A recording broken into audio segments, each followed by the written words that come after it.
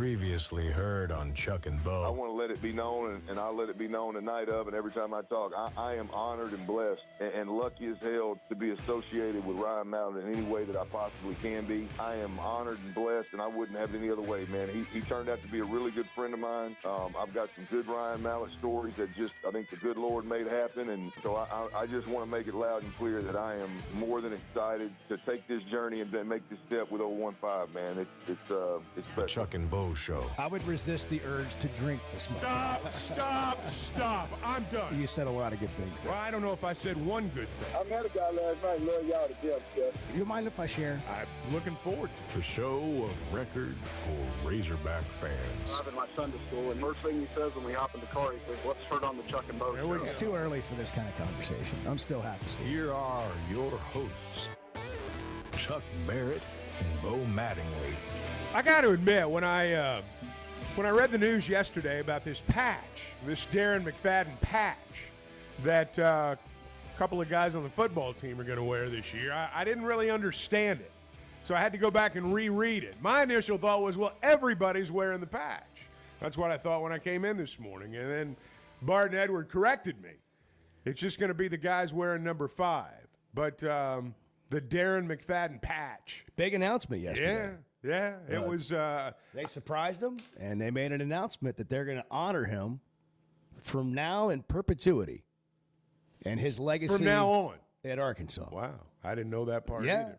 It's my understanding that this is not a 1-year thing. Yeah. From now on, the jersey number 5 will not be retired. They still want to keep the number in rotation. Right. But anyone who wears it will also have a patch on their jersey honoring Darren McFadden with his initials. And what was quite cool to me is there is an Air Jordan-like symbol, a Jerry West NBA-like symbol, logo, which is his own, basically this look of him running, sort of a logo, and it honors DMAC in his career. Also, I'm particularly excited, if I could indulge, you would indulge me just for a moment, that it's his initials, DM, which is also mine, Dwight Mattingly. Wow. Yeah. I didn't put those two together, but I'm glad with you the did. grandkid coming in August, that's what I'm going to tell young Ryder from day one. That back when I was Dwight Mattingly, I was great. And I'm being honored on the number 5 jersey. But in all seriousness, maybe we should put a patch of you on like all his baby clothes. Listen, I've already got thoughts today on the Chuck Barrett patch. Okay. And it's going to go to young broadcasters all over the state. Yeah. And then we're going to move into tattoos so you can just look at it. God. Maybe just inside your arm or right there where you can just kind of look down. What would Chuck do right here? Yeah. How would he call this third down? Yeah, let me flex so I can get a better look at that tattoo. It's what would Chuck do? It's the Chuck Barrett broadcasting, young broadcasters, aspiring broadcasters tattoo. Yeah, that would be good. The patch. Yeah, but this is this is a thing that every year, if you wear the number 5, you also wear that patch. I got you. Okay. And so I think it brings honor to DMAC. It brings a special thing to the jersey. Now, it's also brought a lot of controversy. Or people, I don't even know. Why if it's controversy. is everything controversial? Because that's the world we have. We and by the way, we live in an opinion business. Right I here understand. Doing the show. I understand. But, yes. and you know, fans have opinions, but it is like anytime it seems like anytime anything gets announced, there's something to complain about it. And I think one of the issues with this is it's so unusual. First time I've heard of it. Never heard of this before. Yeah. This is unique, and it's just like retire the jersey, hang the jersey. Now, they're going to hang either his jersey or the patch. I think it's his jersey in the stadium. Mm-hmm. And they'll have a ceremony during the Texas A&M game. Do we have the okay, let's listen to this audio. Right. This is part. So what happened is on the Razorback Daily, the University of Arkansas Daily podcast that Z and Quinn do. Mm-hmm. They had DMAC on, and they surprised them. So they're sitting there in a 3-box. You know, it's Z and Q and 2 different boxes, and then there's DMAC, and then they bring in a 4th box into the like Zoom or this, and it's Pittman and Yurichek sitting next to each other in Pittman's office. And so they make this announcement to DMAC what they're going to do, and then this is what happened a little later in the interview. And I'm so proud and happy for you because I can feel through this video, I can feel what it means to you. I'm not one of those people to get choked up, man, but I just want to tell you, I appreciate it, man. It really means a lot to me, man. I definitely appreciate it. Guys, you pulled one on me that time, man. I don't know what the surprise was, man, but I'm honored, man. Thank you guys very much, man. Appreciate it. I don't know how much of the emotion you can hear, but he's got tears in his eyes. Well, the one thing about it means a lot to him. Yeah, the one thing about Darren that I think we all know is that, he loves Arkansas. He loves the Razorbacks, and he's proud to have been a Razorback. And people, that's part of the reason they love him. There are many other reasons too, but Darren is the most popular player that we've ever had, at least in my lifetime. And he is one that, when you talk about the greats, his name's going to come up, and he's generally recognized as the greatest, unless you've got an old timer in the group that says, "I remember this guy or that guy." So if you're going to honor someone like that, he's the obvious one to honor, and they just got to go find a couple more like him. That would be good. We reached out to Houston Nutt for comment, and he delivered this. Y'all better put him in the Heisman. Yeah. That's it right there. That was it right there. You better look at him a little closer. He's a football player. Gosh, those are fun days now. We need the whole speech in here. Those are fun days. Yeah. But it's we need the whole Houston Nutt speech on DMAC. Yeah. Okay, so we can do this today. Why not? We'll have some fun with this. DMAC memories. Your memories. Some of your favorite Darren McFadden moments. And to me, that scene, I'll call it a scene, in Baton Rouge, triple overtime. We'll pull that whole speech here in a minute. And watching that all unfold and then him walk out there with the bat, is that not one of the most iconic moments in Razorback history? It's certainly one I'll remember. Just one of the most forever. Memorable. That whole night, the whole thing. I'll remember more than I remember all the others, I think. That was just because there was a finality to it, and everybody knew it. With Houston. Yeah. That's maybe you forget about that part. That was the backdrop to all this, was everybody knew going into that game this was it. And, there were people, and I was one of them, frankly, who wanted to believe that this wasn't going to happen, but I knew it was. And to win the game in that fashion, they beat the team that won the national championship in triple overtime. We've not been in that spot to win that game, in a while. And so that was it was a great win. It was a great night. But there was that air of finality to it, which made it even more special, and I think probably led to a lot of the emotion that we saw after the game. Should have won the Heisman. Went twice. Finished runner-up both times. Yeah. Won the Doak Walker Award both times. And Darren McFadden was like throwing the football. Remember him throwing the football? Oh, well, the South Carolina game. The 321. That was the game where he just did everything. And, we talk about, sometimes in football that, you want your best player touching the ball every time. Well, unless he's the quarterback, sometimes that's hard to do. That team was at their best when McFadden was in the Wildcat or the Wild Hog, when he was touching the ball every time it was snapped. Players like that are so good, you can't waste them, and they didn't. And it was, we won't see the likes of that again. No, it was an awesome time. And he was. They used him in the right way, and they got the most out of what they could, which I give all those coaches credit for being able to figure that out and do that. Hey, man. That was awesome to watch. If he could have done it playing both ways, have him returning kickoffs, have him doing everything. People were recruiting him as a safety. Yeah, I remember that debate. You know, I remember should that Darren debate. McFadden play safety. And I knew a lot of people. Win. There were a lot of people. I say a lot of people. There were some people that I know that I respect their opinion. Coaches who said he's a safety. He'd be a better safety. And, of course, the first time you saw him carry the ball down there in Georgia, you know, when he was a freshman, and Larry Munson said, we got to get us one of those guys. You know. Yeah. I mean, from that point on, you knew that he was you knew we weren't going to see one like him again. 877-377-6963. If you want to text a memory or thought, or you can call in. But celebrating DMAC today, and his jersey will have a patch that accompanies it from now on. So anybody wearing number 5 on defense or offense will have that patch on their jersey. And what will happen for the significance of this, Chuck, is I don't know about every time, but probably about every time there's a television crew broadcasting the game, which is about every game, there'll be a comment made at some point in the game about this jersey. The two guys that wear number 5 are Cam Ball on the defensive line, and there's a freshman wide receiver named Jacaden Ferguson. Now, I'm going to guess that Jacaden had already been issued number 5 before this idea was hatched. I may be wrong about that, but that's my guess.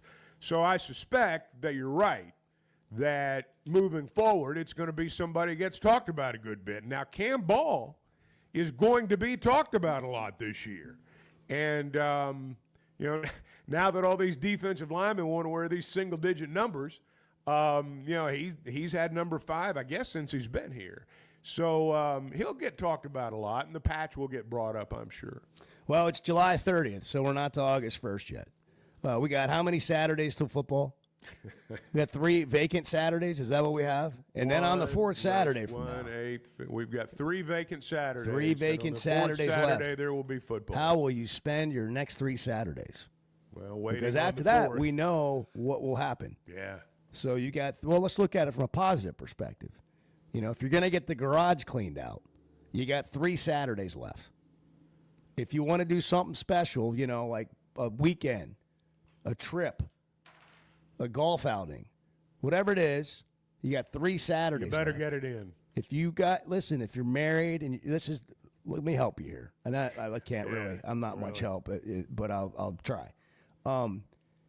Get ahead of this. You got 3 weeks to get ahead of this with your honeydews, with your list, with the stuff you got to get done. Right. You got to get ahead of this now, because you don't want to get to that 4th Saturday and it's not done. And then you got to try to jam that in. You're going to be wanting to watch College Game Day for the first Saturday morning. Well, you've actually you got pro football starting tomorrow night. Well, that's not, you know. I mean, that's not. If you can get away with it. If you can get away with it. But you're not. It's not ruining your day. No, you're right. If your wife's asking you to, you know, bring all the pool deck chairs in. You're right. You're right. You know, I understand. on that Thursday. I understand. Actually, you know, you guys want to. I'm sorry, we all speak from experience. Yeah. Do you want to? Do you guys want to get together and watch the game Thursday night? Want to do that? I'm in. Chuck, can we come to your house? Yeah, sure. I'm not sure I'm going to be there. But yeah. Can we have the garage door code? Yeah. 616 honoring DMAC with the patch today. That was the big news yesterday. Just part of what we'll get into on, what is today, Wednesday? Oh, it's Wednesday. 30th of July. Oh, it's Wednesday. Your favorite day of the week. Yeah. Good morning. Good morning. If you need an emergency contact, just write the Chuck and Bo Show. We'll be your emergency contact. The Chuck and Bo Show. Oaklawn is your hot springs escape. Enjoy plush comfort, upscale dining, and Arkansas's only Forbes 4-star rated spa at our luxury hotel. And with easy access to Hot Springs National Park and sparkling lakes, Oaklawn is your home base for everything the region has to offer. Come stay, play, and get away at Oaklawn, a Forbes Travel Guide recommended hotel. Make your reservation at oaklawn.com. Gambling problem? Call 1-800-522-4700. First Security is about more than great banking. Yes, we provide the financial expertise, digital tools, and everything else you need when you need it. But But we also go all in on local support with friendly professionals, plus convenient locations all across the state. Because we believe personal banking is better banking. Visit fsbank.com for details. That's fsbank.com for friendly, local banking with First Security. Bank better. Member FDIC. Arkansas's one-stop automotive shop is right around the corner. Fayetteville Auto Park. FayettevilleAutoPark.com. Chevy, Toyota, Honda, Acura, Collision Center, all in one place. And if you're shopping pre-owned, Fayetteville Auto Park has you covered. With so many new cars sold, we always have a great selection of fresh trades. Why settle for anything less than the best? Fayetteville Auto Park, West Showroom Drive in Fayetteville. Proud sponsor of the Chuck and Bo Show. When it comes to watching games, nobody does it like Walk-Ons. Over 60 TVs at every location, and the food and drinks win. Mouth-watering Louisiana cuisine like po' boys and gumbo, plus fan favorites like the best burger you can get anywhere, and more draft beers and cocktails than you can count. Incredible food, wonderful service, and a viewing experience like none other. Walk-On Sports Bistro. We live for this. It's going to be a tough slog from now till the end of time. The Chuck and Bo Show.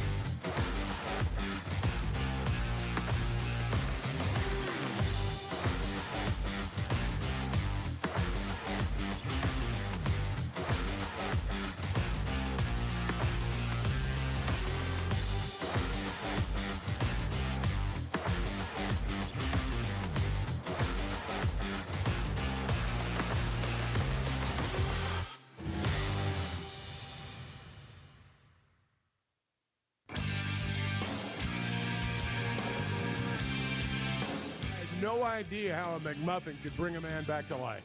Because I'm just going to tell you, I wolfed mine down moments ago, and I feel like $1 million. The Chuck and Bo Show. I know a lot of people are talking about in relation to the McFadden patch, but they ought to just go ahead and retire his number. We've gotten text, and anytime this comes up, people talk about should we or why haven't we retired Darren McFadden's number. If there was ever a player worthy of having his number retired, it's certainly Darren McFadden. But here's the thing, and it's first off, I mean, this is one of those issues sometimes, you know, you feel like you could argue either side. Both sides make great points on this. But you got to remember, for the longest time, Clyde Scott had his number 12 retired until we really needed Steve Little. I mean, we really needed Steve Little out of Shawnee Mission, Kansas. He wanted number 12. He wore number 12. So they get permission from Clyde Scott to unretire the number 12, and Steve Little comes along. What's going to happen? Let's say we retire number 5, all right? What's going to happen when the next great running back, whoever he is. Barry Sanders. Well, whoever. comes out of Little Rock. And he's just making up a name that everybody knows. He wears number 5 because Darren McFadden wore number 5.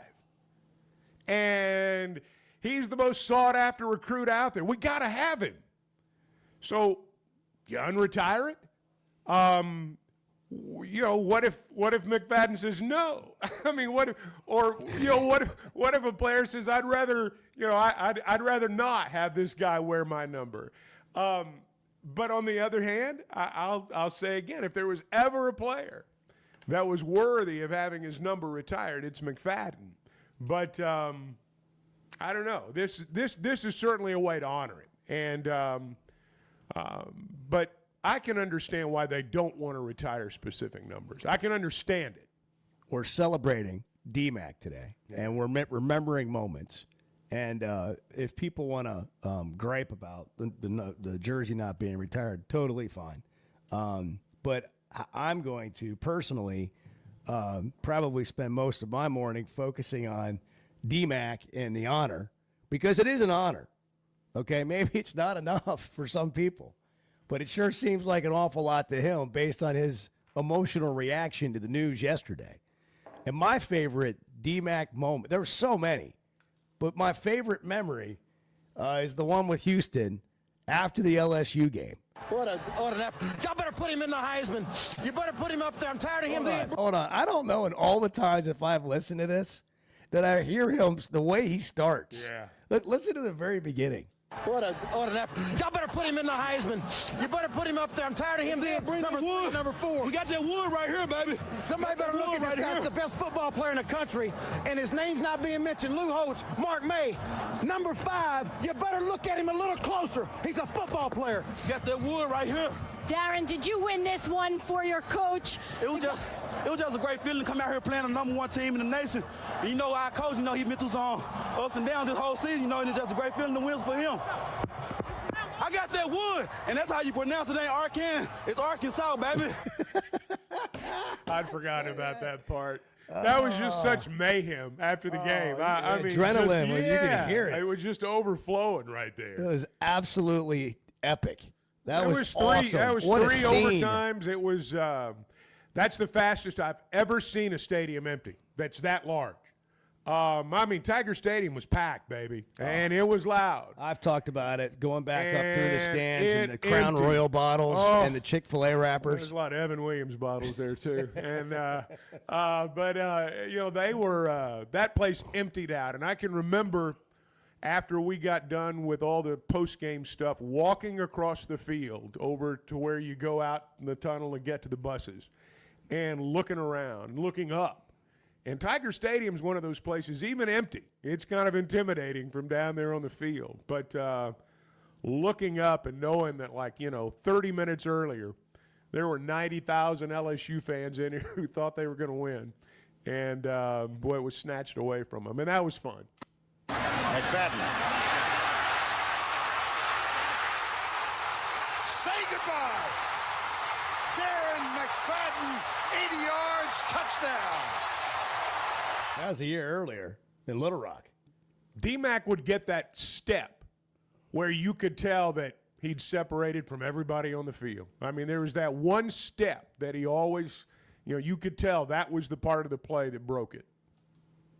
This conference, Mark. The give is once some more. McFadden. See ya. DMAC. Hold on, Matt Ryan. DMAC not looking back. Touchdown. How about that Heisman, Mark Jones? How do you like wide that? Open again. Did that take how long? It was an 80-yard run. I'll guess about 8 seconds. Wow. He's so much better South than Carolina. Tebow. So much better than Tebow. Yeah. Somebody get him a plane ticket for New York City and the Downtown Athletic Club. I'll tell you what, they had some angles on him, Mark, and he just flat ran. Shout out Bob Career Davey. high run for Darren McFadden. Bob Davey.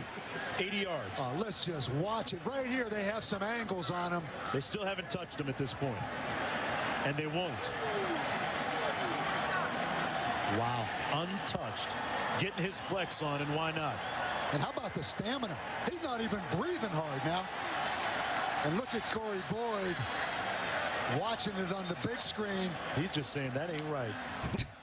That was the 321 game, 321 yards. You remember it was 323, Yeah. I think, and then they went came back and and changed adjusted it a couple days later. Took a couple away. So now it's tied. Is it tied for a record? I think that's right. Yeah. I think that's right. And I think maybe that's why they did it. They had to make sure because it was a record-setting SEC record-setting performance, and so now he's tied. Whatever. That was such a wild game. And then there was the Tennessee game when game day was here. Oh, yeah. And he ran all over Tennessee. I'm getting mad again that he didn't win the Heisman. I know. I mean, how did he not win the Heisman? I know. I mean, how did he not win the Heisman? And guys that do what he did, like passing, I mean, a it's running crazy. back throwing touchdowns, The multiple touchdowns. Like if you want to debate like Tim Tebow, that's Kick fine. returns. That's a gimmick system play, whatever. With all due respect. Well, but like Troy Smith winning the Heisman over Darren McFadden is inexcusable. Yeah. Completely inexcusable. Tim Tebow won the Heisman because he circumcised kids in Africa on a mission trip. That's and because ESPN, he cried after that loss and said it'll never happen again and all that. And ESPN told that story all year. Yeah, that's right. That's right. I mean, I'm serious. That's right. No, Tim Tebow is in no way, shape, or form, or was in no way, shape, or form a better football player than Darren I'm not McFadden. anti-Tim Tebow, but he was just not on the same planet as McFadden. Well, you can't. I mean, listen, we can argue about it, but you can't say that it was a criminally injustice that Tebow won the Heisman. I mean, I didn't say that. I said no, McFadden was better. I'm not suggesting anybody here said that. My point is like that guy had an amazing year that you will never see again also. But what McFadden did on the football field was better. And Tebow's story is what won the Heisman for him. ESPN won that Heisman. Well, that's the only broadcast of, sporting sports stories and feature storytelling, nationally that we have. And when they get on a train, and by the way, people that vote for the Heisman, I mean, so many of them should not be voting for the Heisman. You're correct. I mean, there's so many voters most of them should not be. that they don't even know that a football is not round. I mean, I'm serious. Yeah. If you know what they should do? They should put every one of those Heisman voters out there for the Dr. Pepper football toss. And if you can't make one, you're out. You have to throw overhand. You got to make 1 out of 10, right. and you got to throw overhand. Yeah. Don't get me started on that. Darn right. You got to throw it overhand. The chest pass has no business in football unless you're Patrick Mahomes. And you're being chased by a 320-pound defensive lineman. I agree. It should not be the first option. You can't be standing there. Can you imagine an NFL quarterback taking the snap in shotgun and throwing chest passes? This is not the shovel pass. I agree with you. And honestly, I got to call Dr. Pepper on this. That's embarrassing. I agree with you. I haven't had a Dr. Pepper since they started that. Since they started allowing that. Boycott Dr. Pepper. I'm not going to have another one until they change the rule. Larry Culpepper on line 1. That's right. Come on, man. That's a mockery. It's an absolute mockery. I agree. You can't say it's a football toss and have people out there chest throwing, chest pass. Golly. Steph Curry might as well be out there coaching them. You get a basketball player, the honorary coach. Coca-Cola wouldn't do that. I was not. They'd make him throw over. Hey, I'll tell you who else wouldn't do it. Flight by Yingling wouldn't allow that. No, they'd make you throw When over. Bart goes to do this break 100 or break 90 or whatever we're going to set up, where he travels all over Arkansas trying to break a score, presented by Flight by Yingling, there's not going to be any mulligans. Break 95. He's going to have to hit driver sometimes. He's going to play actual golf. I agree. Yeah. It's not putt-putt. You're not going to go out there with a 7-iron and just knock it around and, no. You got to go for it. No, we don't do that. Anyhow. No laying up. Well, that's what we think's wrong with the world. How about you? 877. I was not expecting that. That is why the world's going to hell. I'm fired up now. I'm ready to go. Come on. It's the Chuck and Bo Show. Flight by Yingling, by the way, 95 calories. Tastes like a Yingling, but it's a refreshing light beer. It's the next generation of light beer. Beard at America's oldest brewery. Beard. Beering. Try it. We're going to beer some beer. Raise the bar. It's Flight by Yingling. Hey, I'm sorry if this makes too much sense. I am more than happy to hear where I'm off on this. The Chuck and Bo Show.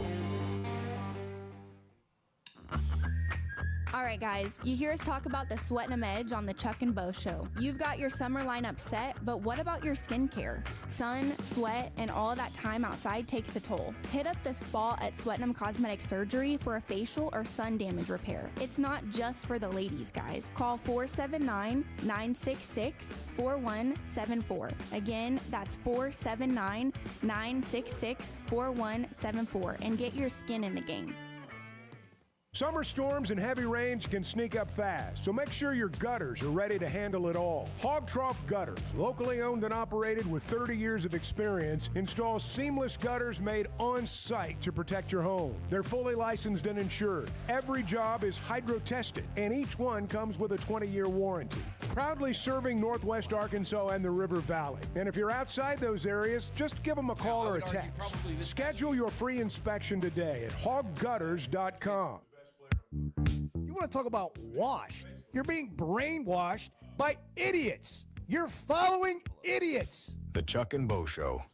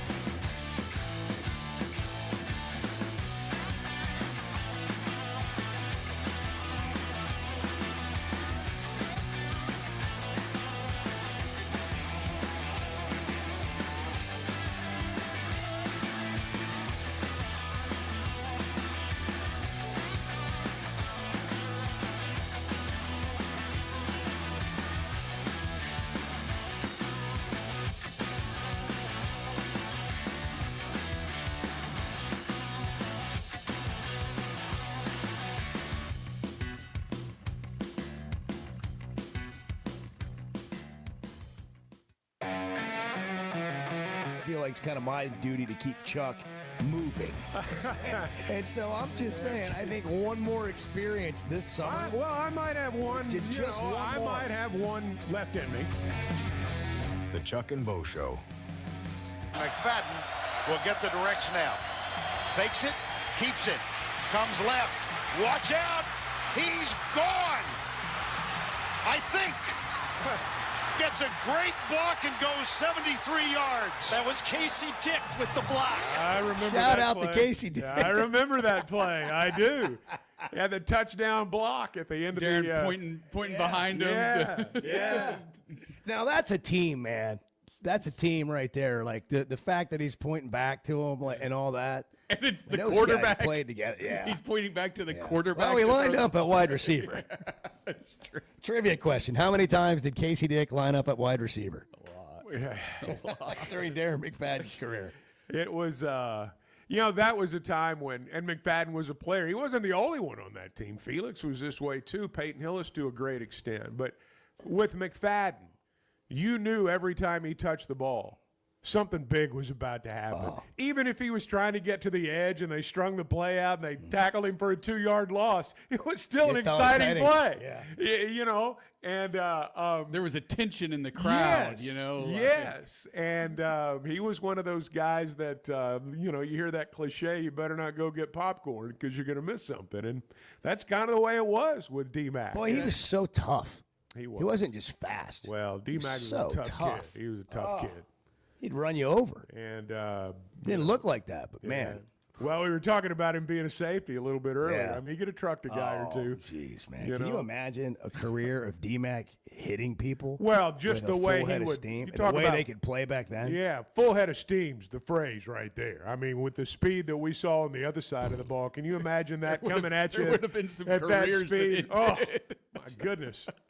It's a shame he couldn't play both ways. Thank God he didn't play safety. But the memories, man. Atwater was like that when he was in college. Yeah. Atwater was big. Kenoy Kennedy. Yeah.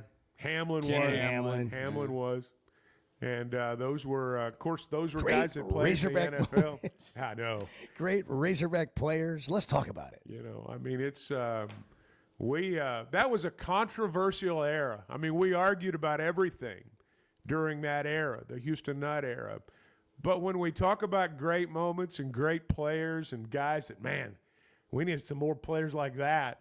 A lot of them are from that era. I mean, they really are. And so for a lot of people, it is kind of a double-edged sword because it was a tumultuous time. I mean, it was. But there were also some great football memories during that era too. 877-377-6963. What's on the text line? I know you've been reading some of them. What do we got here? We got Bart. We got Bart text immediately about breaking 100 places. Yeah, this golf thing's just not going to go away. No, well, it needs to happen. By the way, I talked to someone yesterday that told me that they were dangerously close to making this Oakmont thing happen, unbeknownst to us. Really? Yeah. Wow. And then, like us, they got distracted and we lost steam. Okay. But if I had known that was happening, like somebody was actively working on this that we know, it would have happened. Well, it sounds like it's not completely out of the question. It's not, but it's a lesson to all of us that you got to stay with it. Yeah. You got to finish it off. A lot of talk. And a lot of talk in here. A little more talk and a lot more action. little less talk. A little less talk. I'm sorry. I got my country lyrics mixed up. That's what I get for trying to quote country music. I was about to say, Chuck went out of his element there. It brought a smile to my face. I got out of my comfort zone. It brought a smile to my face, Chuck. I enjoy listening to you. My country music malaprops. Yes. Country lyrics. Now, backup plan, you're going to get used to that one. Bailey Zimmerman and Luke Combs with the theme song for ABC College Football. Is that right? Yeah. I didn't know that. Well, we played it the other day. I wasn't paying attention. Was I here that day? Country music was came on, I here and that day? Chuck was just like, you got to get to nope, the out. course. We're bring that back. What's the name of it? Backup plan. Yeah. Okay. Sounds like a bad name for a college football anthem. Oh, it's all. If you listen to the lyrics, it's awesome. See, this is the thing. Everybody just gripes right out of the chute. They I'm don't not give griping anything a about chance. it. I'm not griping about it. I didn't even like, know. Everybody's just like, that I didn't even sounds know. like a horrible song for. The point is, there is no backup plan except to get back up and keep going. Do you feel better about it now? Have you found it, Edward? Maybe. There you go.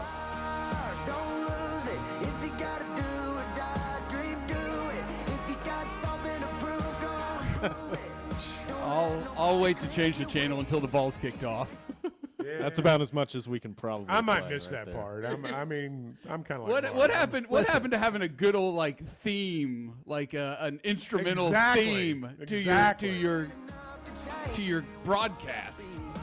What happened? I know the NBA on NBC is coming back. They're bringing back Round Ball Rock. They're bringing back the theme. Like that's what we need. The old CBS I don't need that. sports theme. I don't need whatever that was. Are the kids up yet? Bo's rolling his eyes. Are they? I don't know. What do you want to just start calling today? Bitch about it Wednesday? That's what I want right there. There we go. Things change. Things evolve. Some things don't have to change. I agree with Bart. We don't need a country music song as the theme music for college football broadcasts. I agree with that. I do. I agree with that. I do too. I do too. Go Bart. I'm not. I've got a lot of things to say today. necessarily disagreeing. I'm saying it doesn't mean we got to gripe about it. Like, it's not a big deal. It's not changing your viewing experience. Bart, you sound. It's not a big deal to me. I'm just not gonna. I'm not gonna pay attention to it. If you're this way at this age, what are you gonna be like when you're Chuck's age? Come on, man. It'll be unbearable. Come on, man. There's not gonna be. You're gonna be sitting outside of that assisted living place, and nobody's gonna want to talk to you. Let me tell you what's wrong. Let me tell you what's wrong with this place. Come on. Hey, listen to that. Isn't that great? Don't let anybody clip your wings, Bart. Dream big. I don't enjoy that. I agree with you, Bart. Just for the record, I stand with Bart. I stand with Bart. I also just don't enjoy listening to that. It's not a very good song. Is the problem? Yes, it is. It's awesome. Yeah. Awesome's a strong word. Well, are you going to find an overused word? Are you going to find a song that everybody loves? I mean, I'm sure I can. The thing about music is it grows on you. Not all music. I like not the all catchy music, but tunes, you got to give it a chance. And, like the idea, if you haven't even really listened to it more than once, you're like, I don't like that. This is terrible. Listen, just remind me to not allow you to go speak at elementary schools and tell kids to dream big. There's a lot of dream big and get back up and good lyrics in that song. Where's Matt Foley? Yeah. Who sings that song again? Golly. Who's that? Luke Combs? I like Luke I'm Combs. telling you. Bleeping with Bart is I a think new it's segment. Technically a Bailey Zimmerman song. Really? Okay. Who I've never heard of before this. We got to come up with a better way to say it. But I mean, you in this, like, we're going to have to name Wednesdays, like, beefing with Bart. I mean, like, what else do you want to complain about? You played something, and I expressed my dislike for it. And he followed it up with, I got a lot of thoughts. Yeah. Like, what do you want? Play that NBC thing again. Get Bart excited. This is what Bart drives down the road listening to. Well, that's not true. Yes, it is. No, that's... Bart listens I've to you want never- the CBS I've theme? never- Yeah. Yes. That's it right The there. reason you like that is because Banging you his see head. Michael Jordan and you see Charles Barkley Ahmad and you see Rashad. Larry Bird. And I do too. Yeah. But they ain't walking through that door. 6:47. Good morning. Sorry, Edward. You can tell I'm not the sharpest tool in the shed. The Chuck and Bo Show. Why deal with the stress of commercial travel when you can fly on your schedule with Jet Aircraft? No TSA lines, no baggage claim, no waiting around. Just you and your crew flying in comfort and style. Whether it's a weekend getaway, a golf trip, or planning your football travel for the fall, Jet makes it easy. Seats up to 9 with a full bar, custom catering, and plenty of space. Visit Jet NWA for pricing and more. That's Jet with 2 T's. Hey, if you've been thinking about a new ride, now's the time to make it happen. That's because Chevy of Fayetteville is kicking off their summer drive deals with some of the best offers you'll get all year. Trailblazers starting at $23,000, Colorados from only $30,000, the new Equinox EVs from just $30,000. No matter what you're looking for, these deals are real and they won't last long. So don't wait. Head over to Chevy of Fayetteville today. Together, let's drive. If you haven't tried a flight by Yuengling, you're missing out on the great taste of Yuengling that is a light beer. It's the next generation of light beer. Get it on draft, in the can, the new skinny cans, and now the new 16-ounce resealable twist-off aluminum bottle. Perfect for any occasion. It's just 95 calories, and you're still enjoying a Yuengling. Take your beer game to new heights with Flight by Yuengling, the next generation of light beer. We never thought much about power outages until we had one during the worst possible time. As a busy mom, there are plenty of challenges in a day. But with Paschal, power outages don't have to be one of them. A whole home generator installed by the pros at Paschal gave me back my peace of mind. The process was easy and understandable. Now, I don't have to worry about losing power when storms arrive. Get a free estimate today and keep the power on with a whole home generator from Paschal. Professional people, professional service. Paschal Air, Plumbing, and Electric.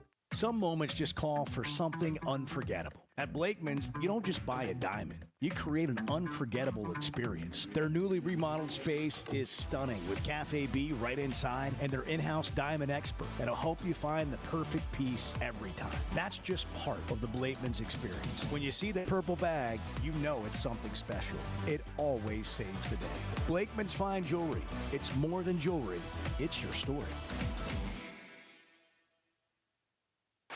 Oaklawn is your hot springs escape. Enjoy plush comfort, upscale dining, and Arkansas's only Forbes 4-star rated spa at our luxury hotel. And with easy access to Hot Springs National Park and sparkling lakes, Oaklawn is your home base for everything the region has to offer.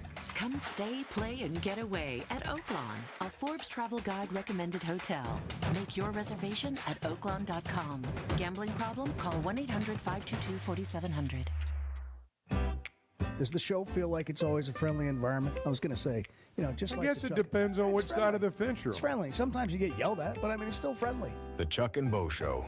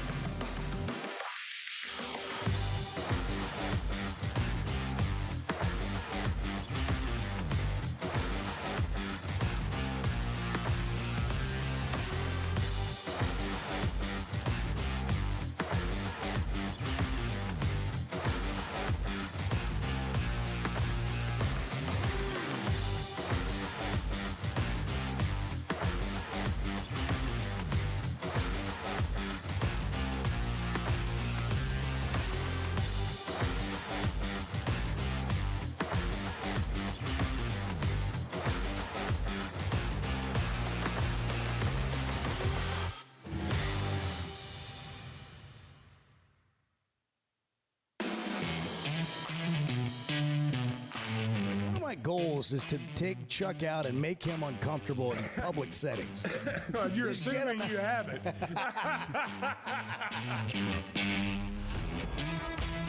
The Chuck and Bo Show. Oh, Chevy of Fayetteville Situation I Room. love it. Bart thinks we've lost our way.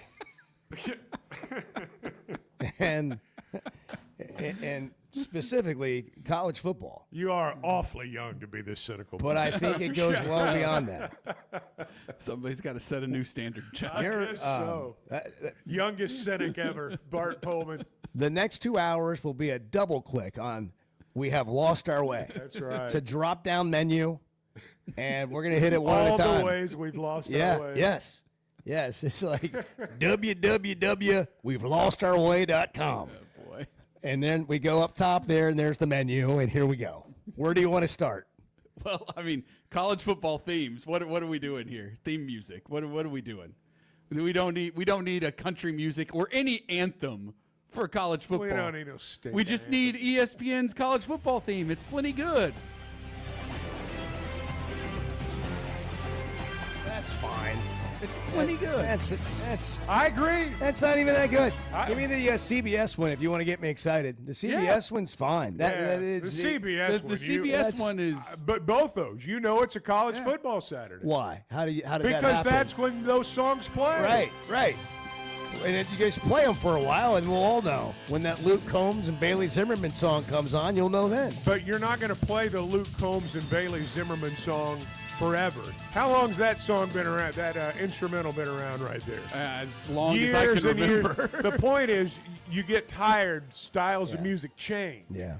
And remain. ESPN went country when they got the SEC deal. They did. It's just true. They went country. They went from woke to country. Just like that. All it took was the SEC football deal, and everything changed. I don't know. I think they're trying to play both sides. I think they got one foot on both sides of I'm that. telling you, that's what happened. I think they're confused. Clearly. I think there's some confusion. Maybe. That's what's wrong. That's where we've lost our way. There's a lot of confusion. Oh, God. That's Like, funny. you don't need to mess with the Monday Night Football theme either. Like, they tried to do that, too. Just give me SportsCenter with Dan And Patrick get and Scott off Van my Pelt lawn. and Keith Olbermann. First Security Bank's the official bank of the Chuck and Bo Show. They're not confused. They just have more convenient locations all over Arkansas, helping you bank better every day. FSBank.com online. First Security Bank, member FDIC. It's almost 7 o'clock. Are you looking for tough, reliable equipment from people you can trust? WT Equipment is your local family-owned dealership with 8 locations across Arkansas. And yep, they're big-time hog fans too. From Bobcat to New Holland, Hustler, Steel, and more. They carry the brands you know and trust to get the job done. Whether it's equipment or implements, WT Equipment has the tools you need, including a full lineup of Bobcat machines built for power and performance. Stop by your nearest WT Equipment today. If you've been hurt in a car wreck, if you're struggling to get your Social Security disability, or you're buried in debt thinking about bankruptcy, don't wait. You need a legal team that knows how to fight for Arkansans. That's why you can trust Cadell Reynolds. Bill Reynolds and his team know how to get results when it matters most. Whether it's personal injury, disability, or bankruptcy, they've got your back. Dial 866-314-3728 or visit CadellReynolds.com today. Cadell Reynolds. Make the right call. As a play-by-play announcer, my eyes are everything. I need to see every detail on the field to call the game the right way. So when cataracts started affecting my vision, I knew I couldn't wait. I went to Dr. Betts and the team at McDonald Eye Associates. And truthfully, I wish I'd done it years ago. The difference is incredible. The whole experience was professional, easy, and honestly life-changing. If your vision's holding you back, take it from me. Don't put it off any longer. Schedule your appointment with McDonald Eye Associates today. Hey, it's Bo. And for me, business comes down to working with people I like and can count on. And that's Teamwork Roofing and Construction. They do what they say, they're on time, and when they're done, it's like they were never there and you have a brand new roof. Built with expert craftsmanship and the best materials. When it comes to commercial or residential roofing, get the customer care Teamwork Roofing and Construction offers. Check them out on their Facebook page, Teamwork Roofing and Construction. Built on quality, powered by teamwork. The Chuck and Bo Show. Thank you all for your show. It's a great format in the morning. It's really nice to have knowledgeable people to wake up to and listen to. So thank you all.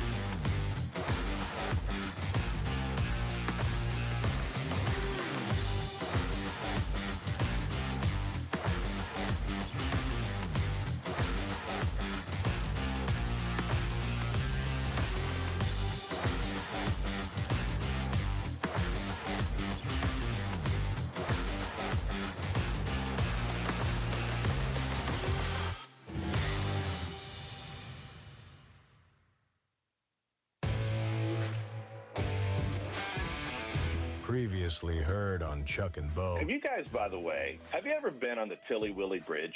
I have, yes. How does Tom Hart know about the Tilly Willy Bridge?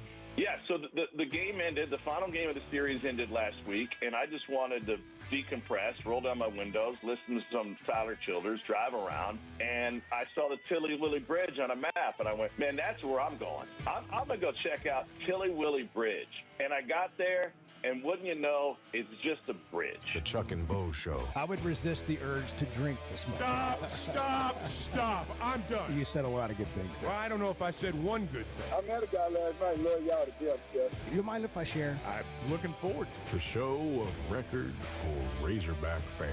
I'm in my Sunday school, and first thing he says when we hop in the car, he says, "Let's turn on the Chuck and Bo Show." It's too early for this kind of conversation. I'm still half asleep. Here are your hosts, Chuck Barrett and Bo Mattingly.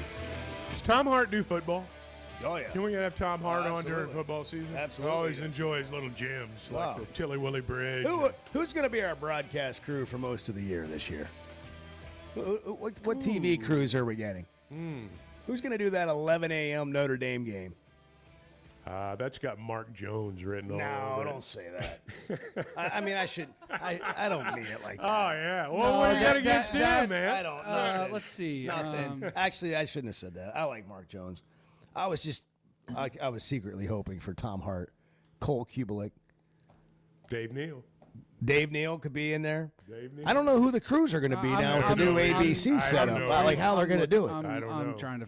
I'm efforting. Bart's on it. Yeah. Like he is I wouldn't everything. even Are you know going to where to complain look. about it, or are you just going to tell us? No, my guess is it'll be like Sean McDonough, Joe Tess, or Dave Pash. Would be my guess for that. For the Notre Dame those game? are the ABC crews, other than Fowler. Okay. Well, I mean, we are going to have to. I mean, when it was on, like if it was on CBS, you knew there was going to be Vern. And now you. I don't think you ESPN's don't put always out know. their like announcing teams I have for this no season idea. yet. Darren McFadden's going to have his jersey honored. If you've just joined us, if you missed the news yesterday, beginning with the 2025 season, Arkansas football players wearing the jersey number 5 will have a patch honoring former star running back Darren McFadden. McFadden, who won the Doak Walker Award twice and was the Heisman Trophy runner-up in 2006 and 2007 and wore the number 5 during his 3-year career, will have a patch emblazoned with his initials and signature silhouette on the number 5 jersey. So any player wearing the number 5 jersey, Jacaden Ferguson, a freshman receiver, and Cam Ball, standout defensive tackle, will have that on their jerseys this fall. And then he'll be honored October 18th against Texas A&M, and they will, I believe, hang his jersey in the stadium. That's good. So it'll be a celebration, and it'll be hung up but they're not like shutting the number down. Well, he's the player that all generations recognize. I mean, as long as you were old enough to remember 2006, 2007, which I guess does get away from us pretty quickly, but he is recognized by old and young as the best. The one that set a standard that's going to be hard for anybody else to reach. Here's how it went down yesterday. As we get ready for football season, we've got a special honor we want to announce today. Beginning with the 2025 football season, jersey number 5 will be a jersey of honor. Man. Officially put a patch on whatever player wears that specific jersey, number 5, that you wore so well during your career as a Razorback.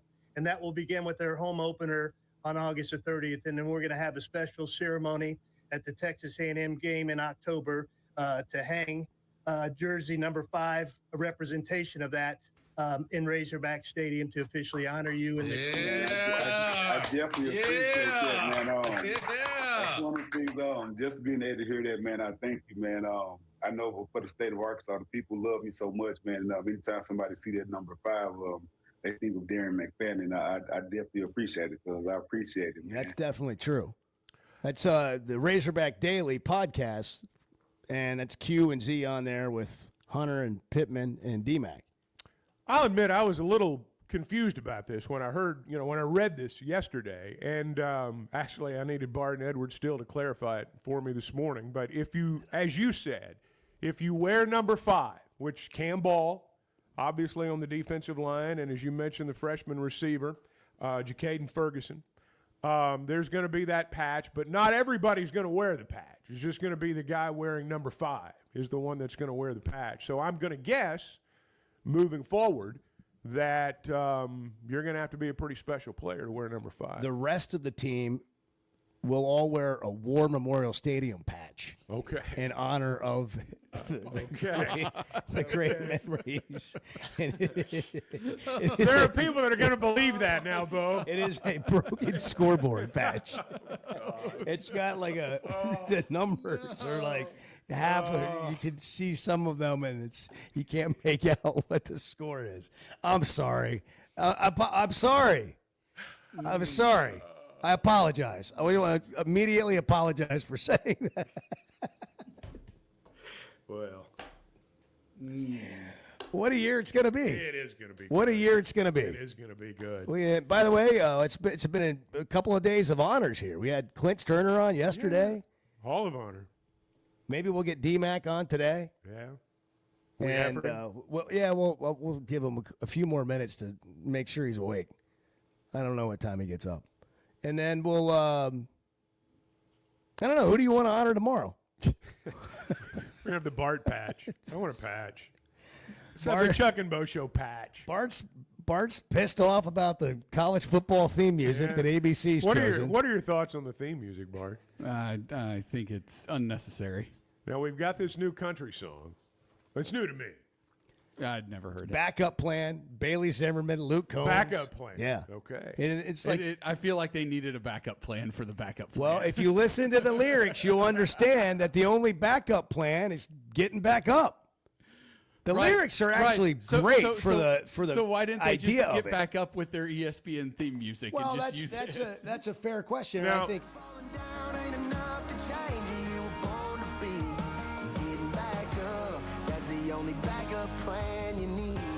Now, that's the kind of stuff you walk into an elementary school and say, Bart. But that doesn't career scream day. college football. That doesn't scream college football to me.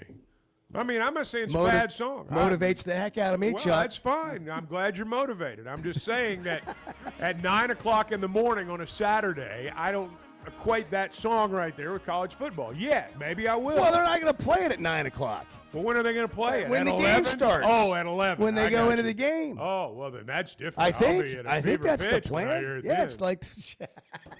That's different. What do you guys have on the radio broadcast for the theme music? Can you get? Why don't we get you guys something for that? I don't know. I honestly don't. Why don't we get you something for that? Yeah, okay. What would you choose, Bart? You want to go back to the old one that they had? Just use the theme music for the broadcast. He likes a good orchestra. There's no Chuck reason said it. for lyrics. Once they got into the SEC network, ESPN went country. They did. They went country. Yeah. Like there's no need for it. Once they bought the SEC all-out rights from CBS, They should have bought the theme song outbid 'em. along with it. Yeah. What's this? Oh. Yeah. The beginning of that's whatever.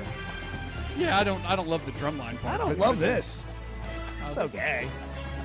I like the CBS one. I like the this one CBS and one the is CBS one. CBS legendary. one's the best. Yeah. CBS one's the best. That's the.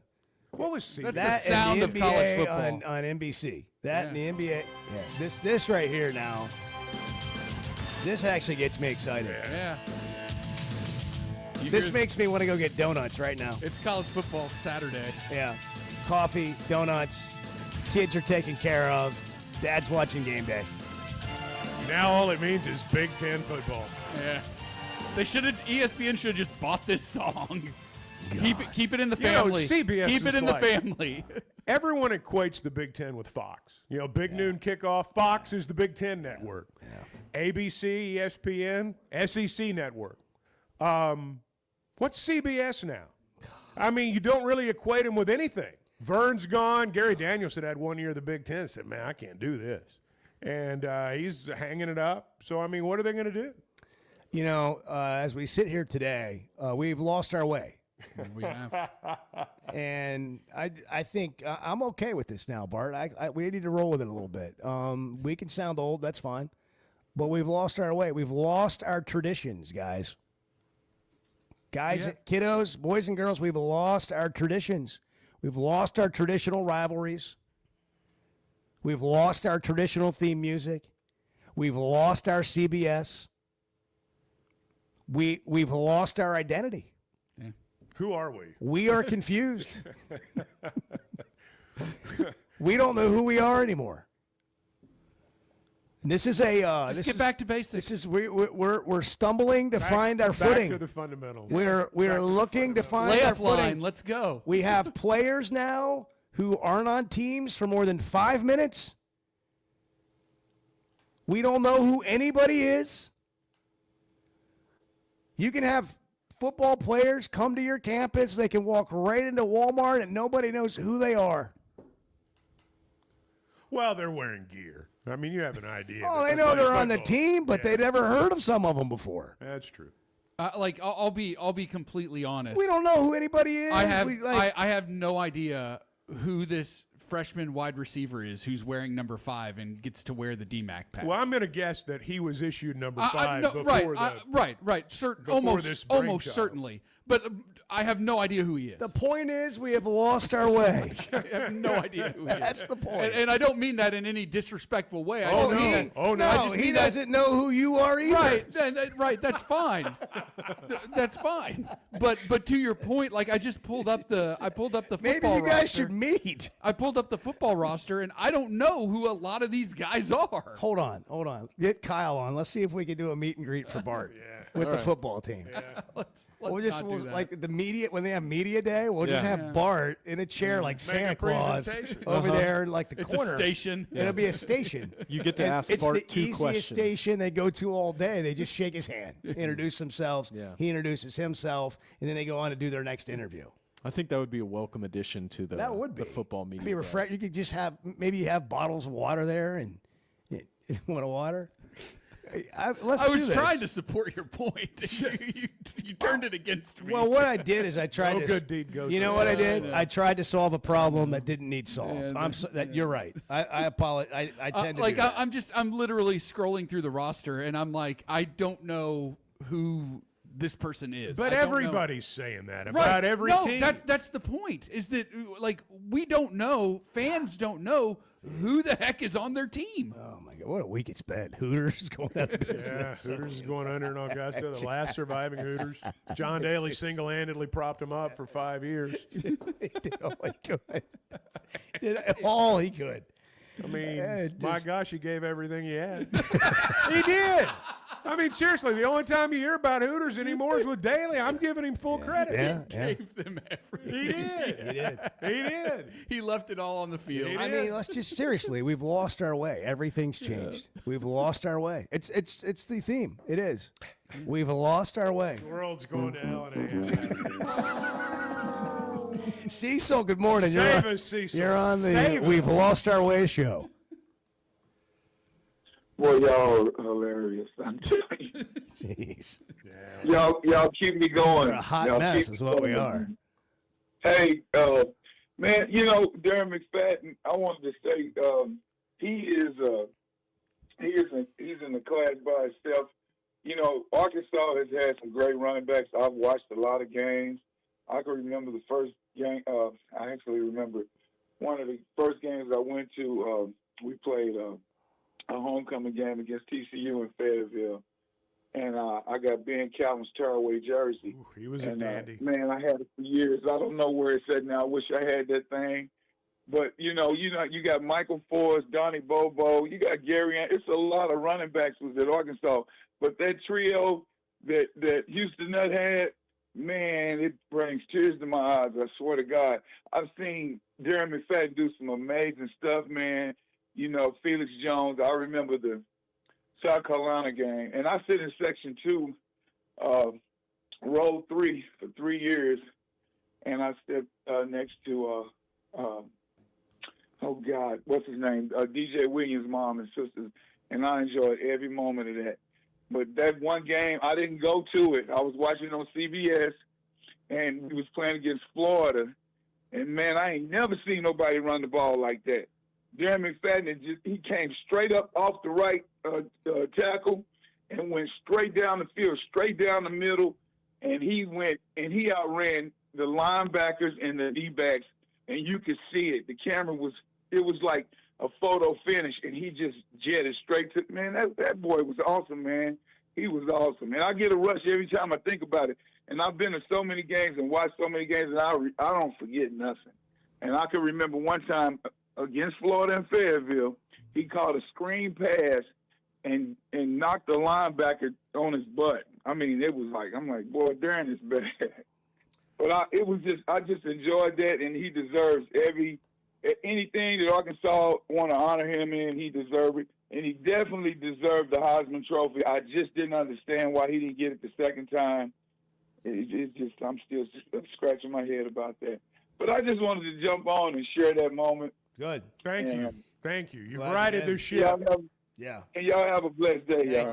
Thank you. You did. Thanks for taking the wheel there for a second.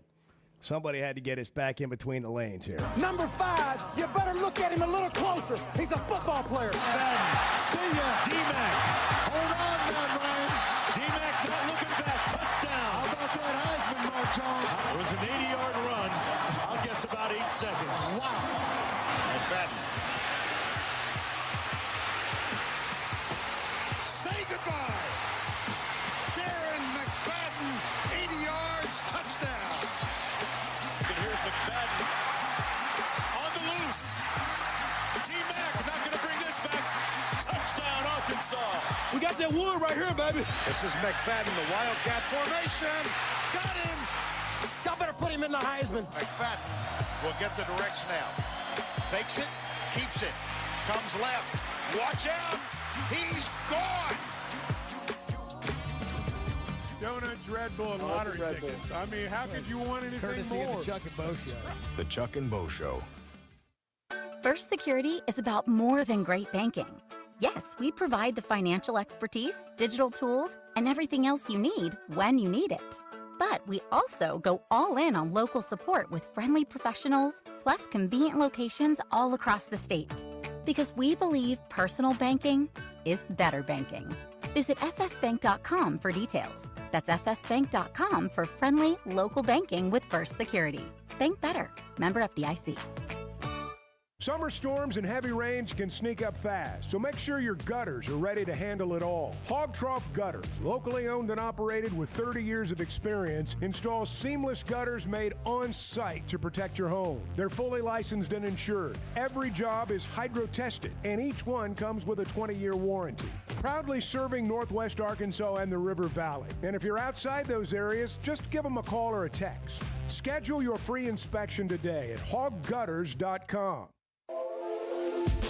There's simply not a better shopping experience than Macadoodles. Looking for the best selection of beer, wine, and spirits? Macadoodles or Guess Who in Bentonville has you covered. With an unbeatable selection, amazing prices, and service that's unbeatable, they've got everything you need. Whether you're stocking up for a party, updating your bar, or just grabbing your favorites, Roger and the team are always there to help. Make the smart choice. Macadoodles, just north of Bella Vista at the state line, and Guess Who in Bentonville.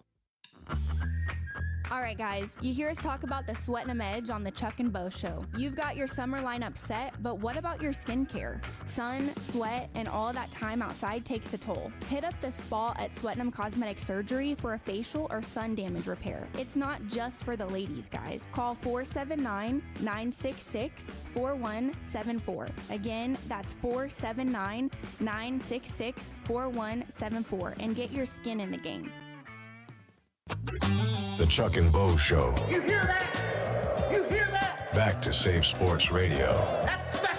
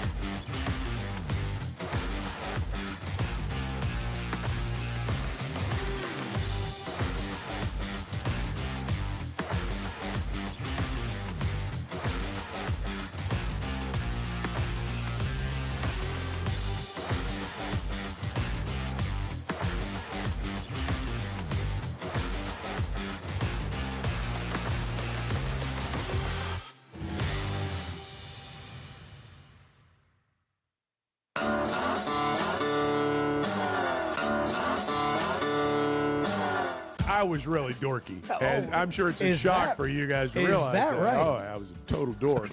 What a great story. No, now I'm an older dork.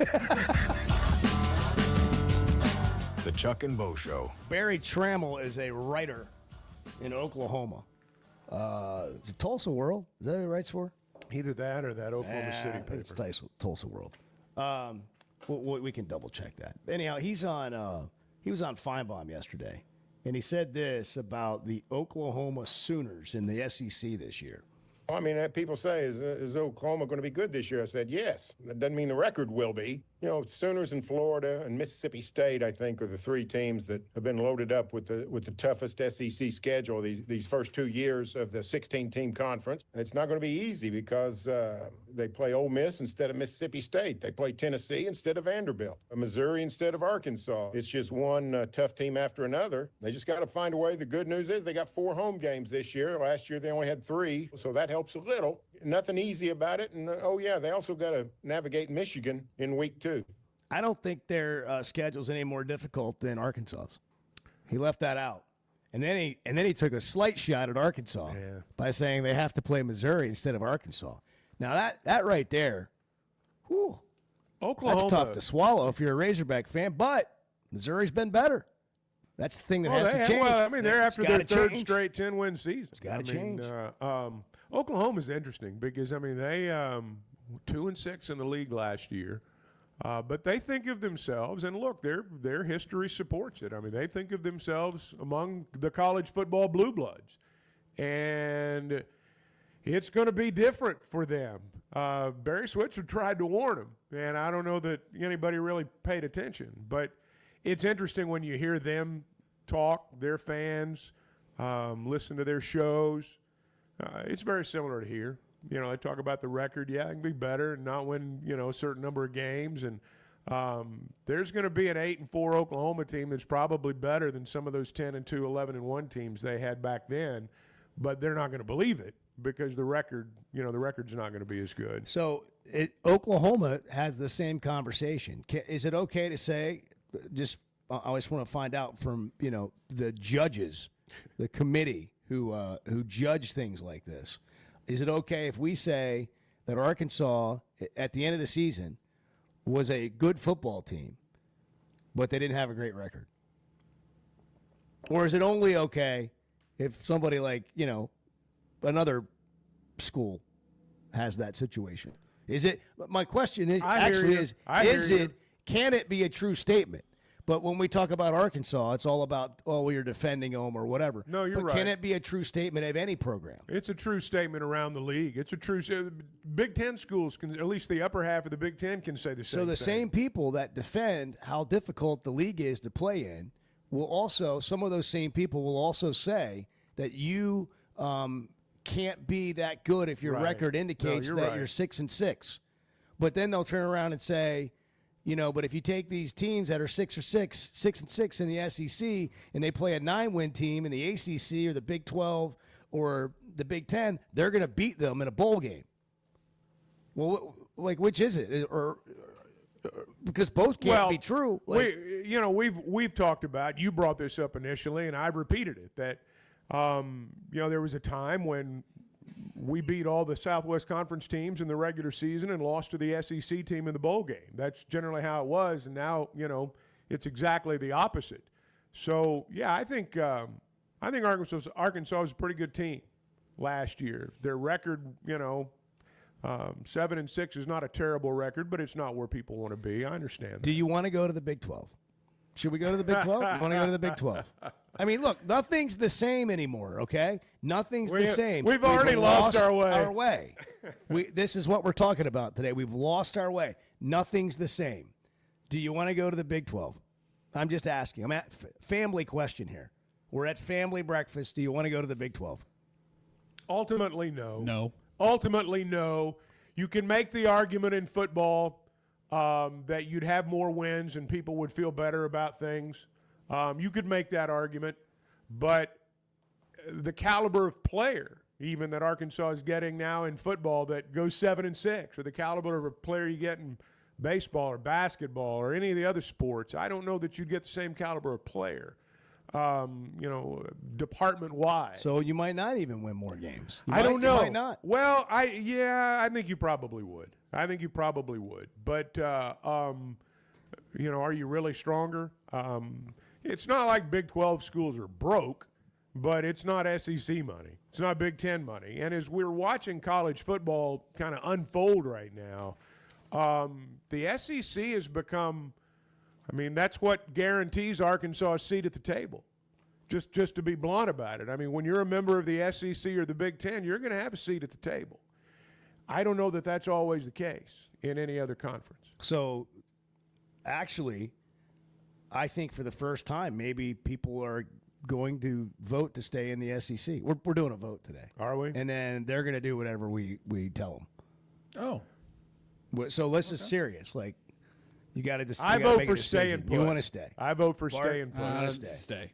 Okay. Edward? Stay. Okay. Let's stay. There's prestige in playing in the SEC. Right, we'll stay. We'll stay.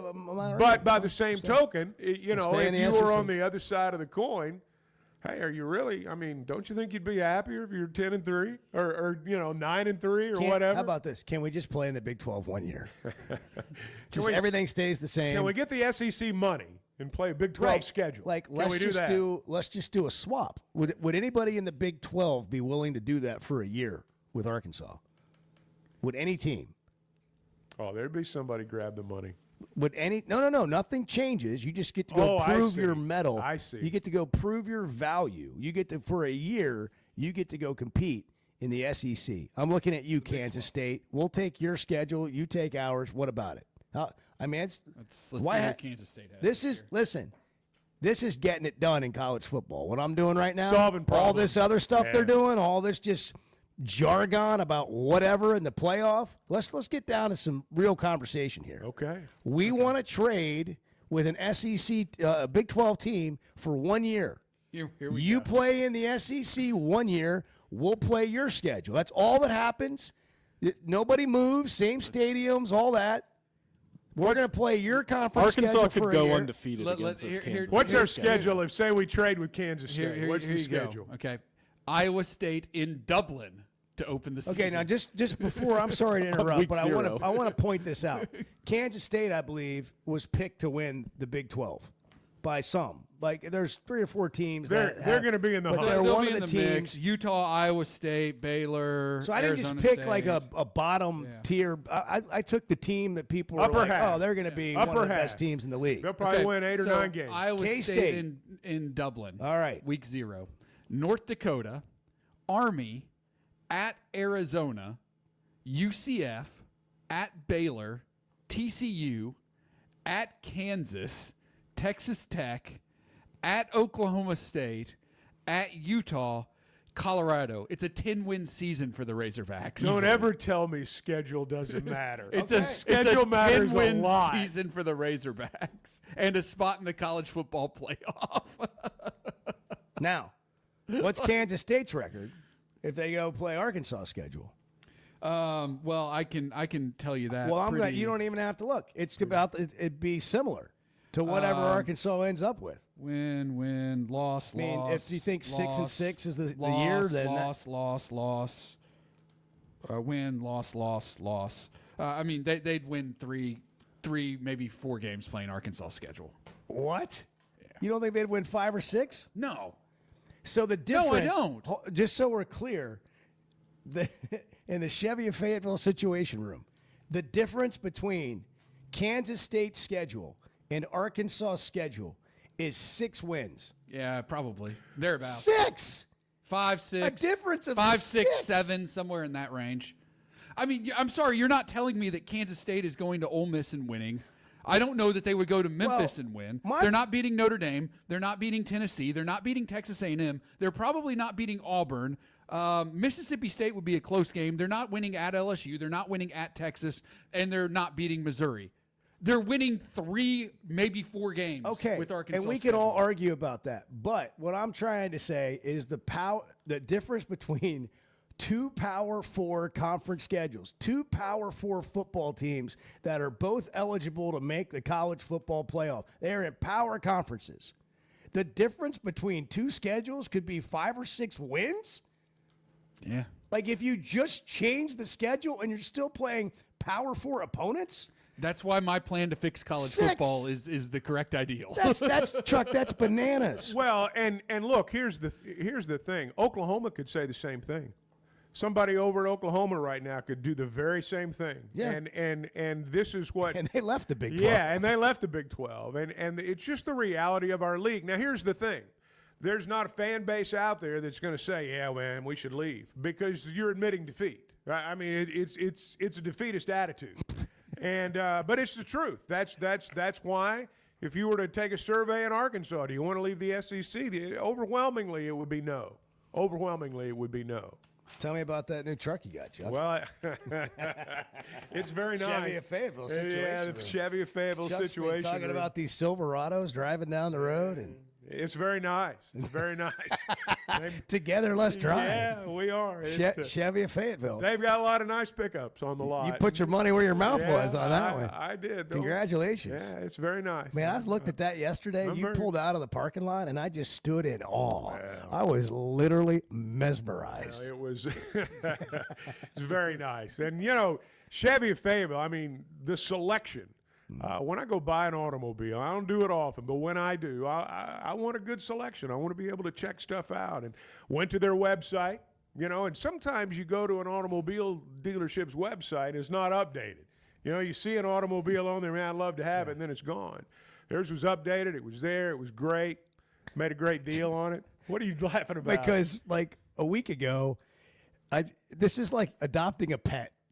Like you went over to Petland and you just looked at all the trucks and you came in and you go, I picked out the one I want. I did. And then you thought about it for like 2 or 3 days. I did. And then you took it home. 7:35. Good morning.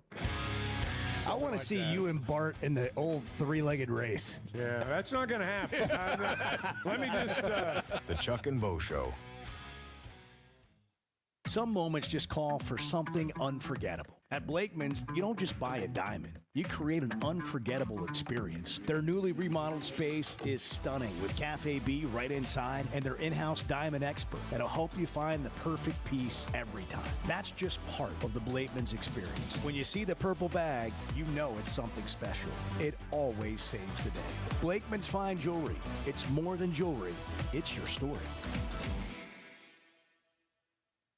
Did you know Chevy of Fayetteville is the #1 volume dealer in Northwest Arkansas? That means nobody sells more cars, trucks, or SUVs than Chevy of Fayetteville. They've been a part of our community for over 25 years. They're supporters of our local schools and the Razorbacks. And they're the best after the sale. An award-winning service and parts department, a waiting area, complimentary loaners. So go see Chris Mark in Denver and the team at Chevy of Fayetteville, inside the Fayetteville Auto Park. Know what else makes you an Arkansas Razorback fan? Going to the University of Arkansas. How about playing football for the team? The Chuck and Bo Show.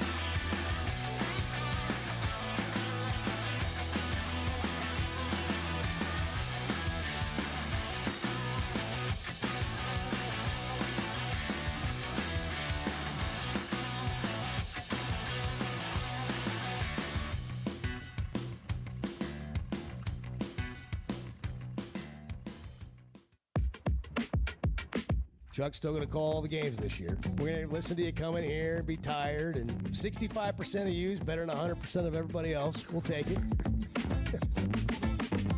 The Chuck and Bo Show. Jeez Louise, man. What is going It's on? WNBA, man. Holy cow. Oh, my gosh. That's all I have to say. Yeah. I think that's the way to just couple of stories. If you know, you know. Yeah. Happened in the WNBA the last couple of days. One we can't really talk about. One of them they stopped playing because a wig fell off. A wig fell off. No, that's not why they stopped play last night. You know, even like the Boys and Girls Club, they make you take your jewelry off and stuff. You know, you can't. The girls don't need to be wearing earrings and stuff. But I don't remember anything in there about your hair. Like, yeah. not wearing a wig. It's not something you think about, but evidently it's an issue. Yeah. And somebody's wig got, I don't know if it was pulled or what happened, or I don't know. But I know that it was misplaced, and they stopped playing. I got nothing for you. Well, you're the one that brought it up. I was just providing the expert commentary. Oh, my God. Come to expect. I am, Okay, can we reset the segment? Let's go to the Situation Room. Bart, what do you have? What happened last night? Yeah. No comment. What was the deal last night? Everybody feet on the floor. No comment. Let's reset. Well, where's that Sam Pittman? I need that Sam Pittman. No. I got it right here for you. Yeah. No. Hell no. No comment. What was thrown on the floor last night, Bart? No comment. At the WNBA game. An object. Yeah. An object was thrown on the floor. Yeah. It was. It's bright green. Bright I saw green. that. It was bright green. No. Hell no. It was. It stood out on the broadcast. Okay. And play was stopped. You better look at him a little closer. He's a football player. Better put him in the Heisman. And no comment. No further comment from the Situation Room. Oh yeah. Okay, we've heard back from DMAC. Mm-hmm. So we'll get him on. Okay. Actually, good. let's take a break and see if we can do it right now. Okay. All right, Chuck and Bo Show back in a minute. It's the Chuck and Bo Show. We're just kind of wading through it, figuring it out with you this morning. The Chuck and Bo Show. Are you looking for tough, reliable equipment from people you can trust? WT Equipment is your local family-owned dealership with 8 locations across Arkansas. And yep, they're big-time hog fans too. From Bobcat to New Holland, Hustler, Steel, and more. They carry the brands you know and trust to get the job done. Whether it's equipment or implements, WT Equipment has the tools you need, including a full lineup of Bobcat machines built for power and performance. Stop by your nearest WT Equipment today. Arkansas's one-stop automotive shop is right around the corner. Fayetteville Auto Park. FayettevilleAutoPark.com. Chevy, Toyota, Honda, Acura, Collision Center, all in one place. And if you're shopping pre-owned, Fayetteville Auto Park has you covered. With so many new cars sold, we always have a great selection of fresh trades. Why settle for anything less than the best? Fayetteville Auto Park, West Showroom Drive in Fayetteville. Proud sponsor of the Chuck and Bo Show. If you haven't tried a flight by Yuengling, you're missing out on the great taste of Yuengling that is a light beer. It's the next generation of light beer. Get it on draft, in the can, the new skinny cans, and now the new 16-ounce resealable twist-off aluminum bottle. Perfect for any occasion. It's just 95 calories, and you're still enjoying a Yuengling. Take your beer game to new heights with Flight by Yuengling, the next generation of light beer. If you've been hurt in a car wreck, if you're struggling to get your Social Security disability, or you're buried in debt thinking about bankruptcy, don't wait. You need a legal team that knows how to fight for Arkansans. That's why you can trust Cadell Reynolds. Bill Reynolds and his team know how to get results when it matters most. Whether it's personal injury, disability, or bankruptcy, they've got your back. Dial 866-314-3728 or visit CadellReynolds.com today. Cadell Reynolds. Make the right call. When is the last time you thought, oh, the SEC's making an announcement today, and it's going to be good for the Hogs? The Chuck and Bo Show.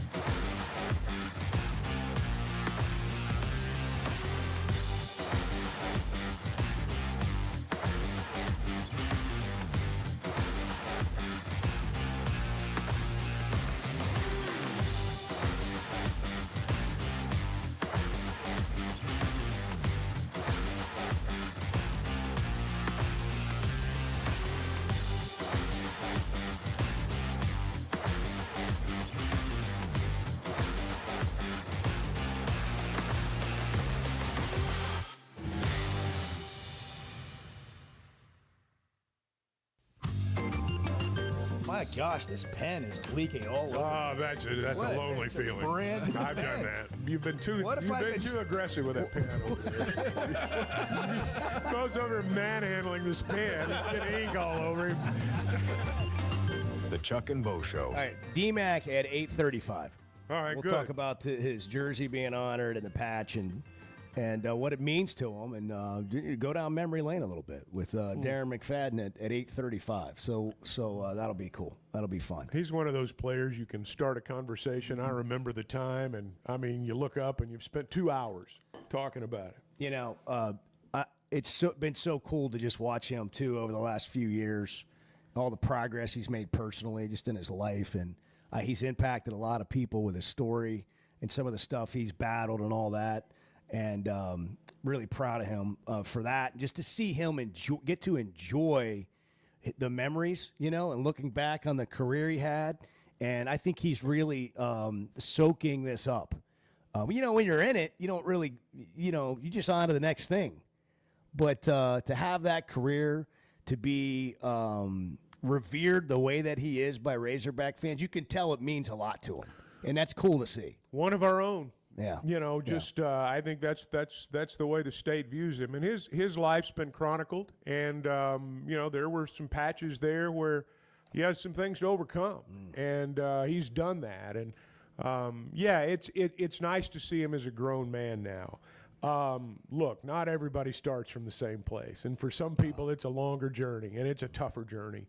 And when you see, when you see it culminate, and you see the maturity later on, you know, that's what college sport's supposed to be. 877-377-6963. You can always get in here, call or text the show. What to Watch is brought to you by Macadoodles. Macadoodles Wine Down Wednesday. Every Wednesday, 15% off every bottle of wine in the store. They've got wine tasting, open to close, 7 days a week. They've got spirit tasting on the weekends, a special spirit tasting bar. If you want to try something new, a different brand, whatever, they've got an amazing allocated section. But if you're looking for a great bottle of wine, maybe you want to splurge a little bit, even if it's already on sale, every Wednesday it's an additional 15% off. So it's Wine Down Wednesday. Macadoodles just north of the state line, north of Bella Vista, and Guess Who in Bentonville. All right, what do we have to watch? Well, first of all, if you haven't done it, go watch Happy Gilmore 2 on Netflix. I haven't done it yet. I did. I finally got through it last night. It's not perfect. It's not better, for everybody. It's better than It's way thought. better than you probably think it's going to be. It's just a lot of fun and a lot of callbacks. I mean, look, it's Adam Sandler making a movie with his family and friends. And so there are a lot of laughs. There are a lot of funny moments. And John Daly. Has a big role in it. He's in the whole movie. He has a big role in it. Uncle John Daly. And he actually does great with the role. Yeah, he does. He's very, very good casting. A bunch of PGA golfers. Mm-hmm. Yeah. Scheffler's in there. He's funny. He's really funny, yeah. Vern Lundquist. Well, of course. You can't have a golf movie without Vern I'm just Lundquist. glad that Vern could do it. I am too. Dan Patrick. The get up on Dan Patrick. The costume is very very good. Pretty good. It's fun. Yeah, I'm gonna have to watch it. Yeah, you are. You I'll have to watch it. definitely have to watch it. I feel left out. So do that tonight, and then tomorrow. FOMO. It's total That's Chuck. right. Yeah, that really I have fits that you well. fear of missing out. Yeah, on all kinds of things. Do that tonight, and then watch the NFL preseason game tomorrow. We have football on tomorrow. All right, give me the deets on that. So it's the Chargers and the Lions, Canton, Ohio, the Hall of Fame game. You'll get a chance to see some former Razorbacks play, or at least one. I'm assuming you'll see Isaac Teslaw play. You know, who knows about, Skipper. Jake Bates will probably kick at least a little bit too. So, the Detroit Razorbacks are getting their preseason underway. Tomorrow night, 7 o'clock, NBC and Peacock. Okay. Wow. There you go. Hall of Real Fame game. football.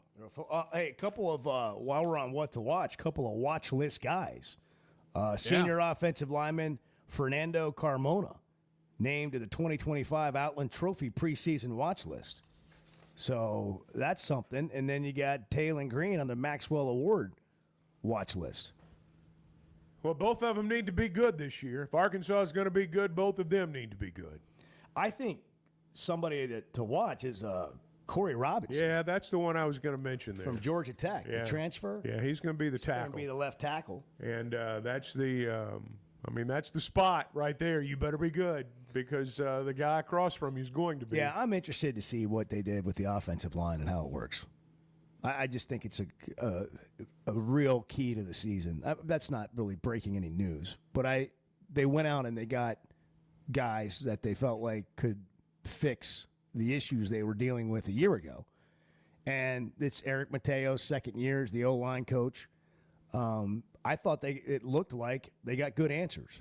So let's see how it comes together. And Bart pointed out the number of combined starts, which is something you always look at with offensive linemen, went from 60-something to 100-and-something.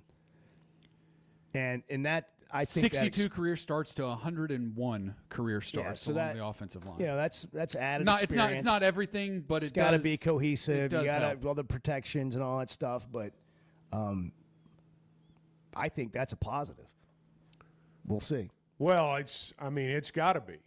That's from an offensive standpoint. It all works together, but you got to be good up there. Taylon Green gives you, if you're an offensive lineman. Taylon Green's got it, he's maybe a little quicker out of trouble than some would be, so you've got a little bit of an advantage there. But, no, you better be good. And it's not just about protecting the quarterback. You got to run the ball. And I'm anxious to see this Washington kid play running back. I think he's pretty good from what I understand. Chuck, today's National Climb a Mountain Day. Climb every mountain. What is your mountain?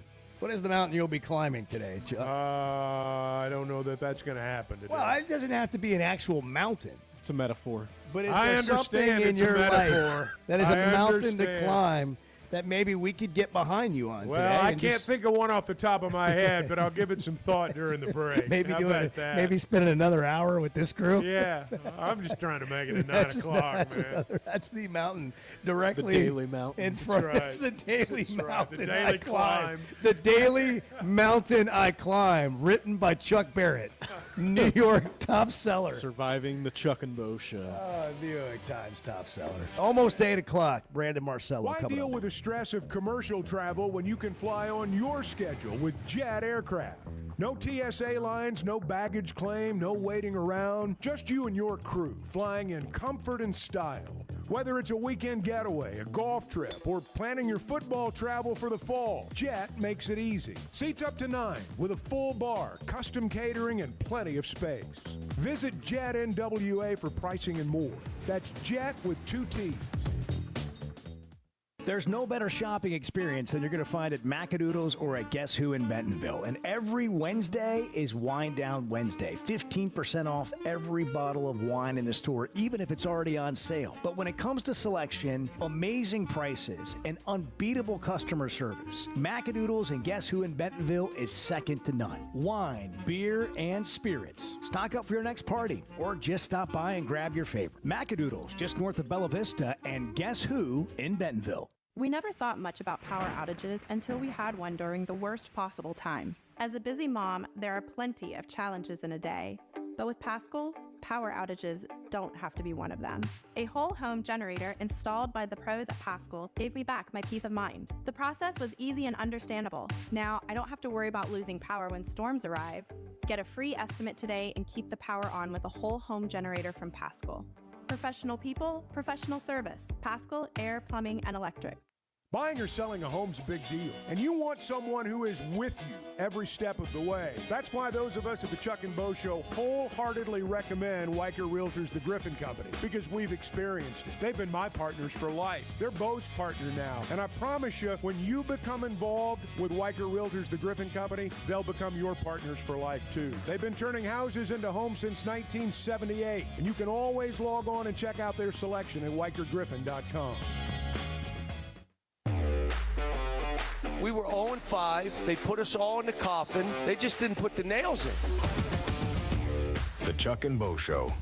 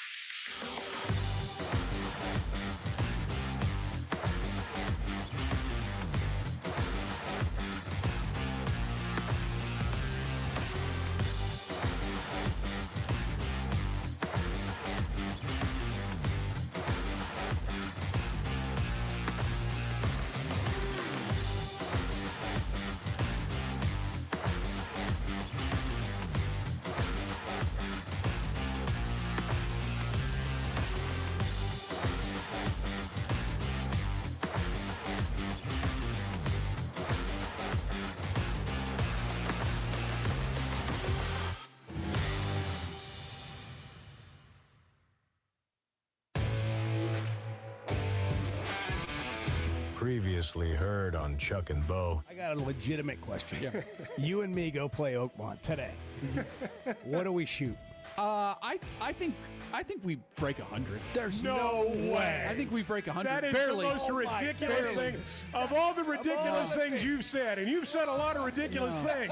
That's the most ridiculous. That is absurd. The number I had in mind, just so you know, was 150. No! Yes. We're breaking 150. The Chuck and Bo Show. I would resist the urge to drink this morning. Stop. I'm done. You said a lot of good things there. Well, I don't know if I said one good thing. I met a guy last night. Love y'all to death, Jeff. You mind if I share? I'm looking forward to the show of record for Razorback fans. I'm in my Sunday school, and first thing he says when we hop in the car, he says, "What's heard on the Chuck and Bo Show?" It's too early for this kind of conversation. I'm still half asleep. Here are your hosts, Chuck Barrett and Bo Mattingly. That'll always be funny to me. We're going to get it done. That's always going to be funny to me. No way. He was Bart does not lack confidence. No. But I look forward to watching him play his way just to start with around Northwest Arkansas. Bart shared with me yesterday that he has not shot above 86 all summer. 86 has been his worst score all summer long. Am I right on that, Bart? Yeah. Yes. Yeah. He nods shyly. Wow. Yes, it's true. Wow. Do you feel like you're in your groove? Have you found your game? I feel like I'm hitting the ball pretty well though. Figured it out. Yeah. I'm driving the ball pretty well. So you're primed for Oakmont if we can get this done. You've been good off the tee. I have been pretty good off the tee. Yeah. We have 3, which is usually a weakness. We have 3 empty Saturdays until football, and so maybe we've got one of those at Oakmont for you. Maybe. I'd go. You know what? I'm going to go back to this. Brandon Marcelo's joining us, college football reporter, CBS, 247 Sports. Darren McFadden honored with a patch. His jersey will be hanging in Razorback Stadium in a special ceremony in October, but they are not retiring the jersey. However, from here on out, beginning this year, any player wearing the number 5 will have a special Darren McFadden patch on that jersey as well. We'll talk to DMAC at 8:35 this morning. Brandon, great to have you on. Let's just get your reaction to that to begin with. Well, number one, wow, I get to share the air with a legend later today. That's awesome to me. Absolutely. I think it's great, and I think it's a great idea to do like a patch. I know it's very hard to retire numbers these days because players want certain numbers, but the first thing that comes to my mind is, whoever wears number 5 this year in the future, they're going to be on TV, and when a father and son are watching the game on TV, the son's probably going to go, "What's that patch, Dad?" And the dad gets to explain to the son who Darren McFadden is. And otherwise, you wouldn't be able to do that if the jersey was just simply retired because the number wouldn't be out there anymore. So I think it's a great idea, and I wouldn't be surprised if more schools start doing something similar. Interesting. Yeah, it's unusual. It's a bit unique, but it's meant a lot to him, I think, to be honored. And I think it'll get a lot of attention. You've been taking in media days. Yeah, I want to hear about the Big Ten report. Well, how was Vegas? Yeah. I hope they never do it out there again, ever. I didn't like it. Several of the coaches didn't like it because, it's supposed to be media. It's supposed to be helping out the media, tell their stories, share stories. And, by the time the media started getting the players and coaches, it was already evening time in the East Coast. We didn't start getting players and coaches until about 1 o'clock Pacific time every day. And by that time, it's 4 p.m. on the East Coast. So it's like, what are we even doing here? James Franklin complained about it himself, the Penn State coach, saying, hey, several of my beat writers weren't even able to come out here because of the high cost. And also it's just the time difference. It didn't make much sense for them to come out here trying to get stuff out there. And he also was like, why are we doing this outside of Big Ten country? What's the entire point of doing this? Matt Rule said college sports does not belong in Vegas. I've never seen coaches just outwardly express like, hey, we appreciate our commissioner, but man, this was a stupid idea. We don't like this at all. Yeah. Well, why did they do it? They said it was a logistics issue. They were supposed to do it in Indianapolis like they usually do. But then they were like, but we've got a couple of basketball tournaments coming out here, so it kind of made sense. But I didn't like it at all. They could have scheduled it better. And I will say this, the attendance there for the media was much lower than it usually would be. Having said all that, it was good to see some colleagues. It was good to talk to some of the coaches and everything, but it was not a great event. Brandon, it seemed like every time I read something about Big Ten Media Days, a coach was taking a shot at the SEC. Was that just me, or did that seem to happen a little bit more than usual out there this year? Yeah, they got the memo.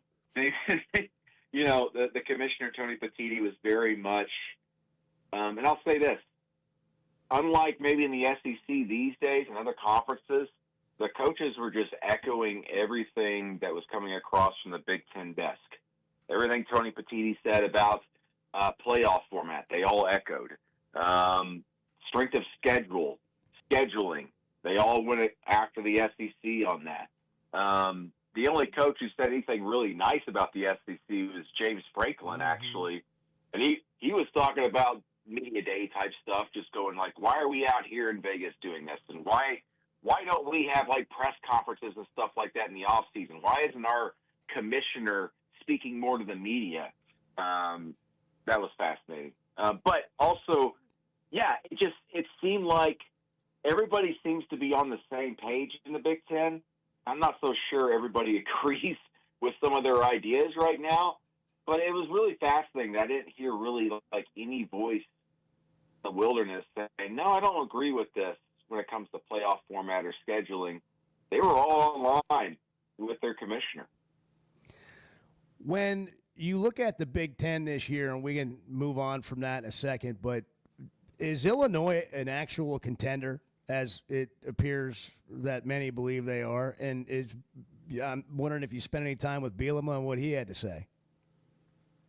Yeah, I think they are. They've got so much returning production coming back. They're great in the trenches.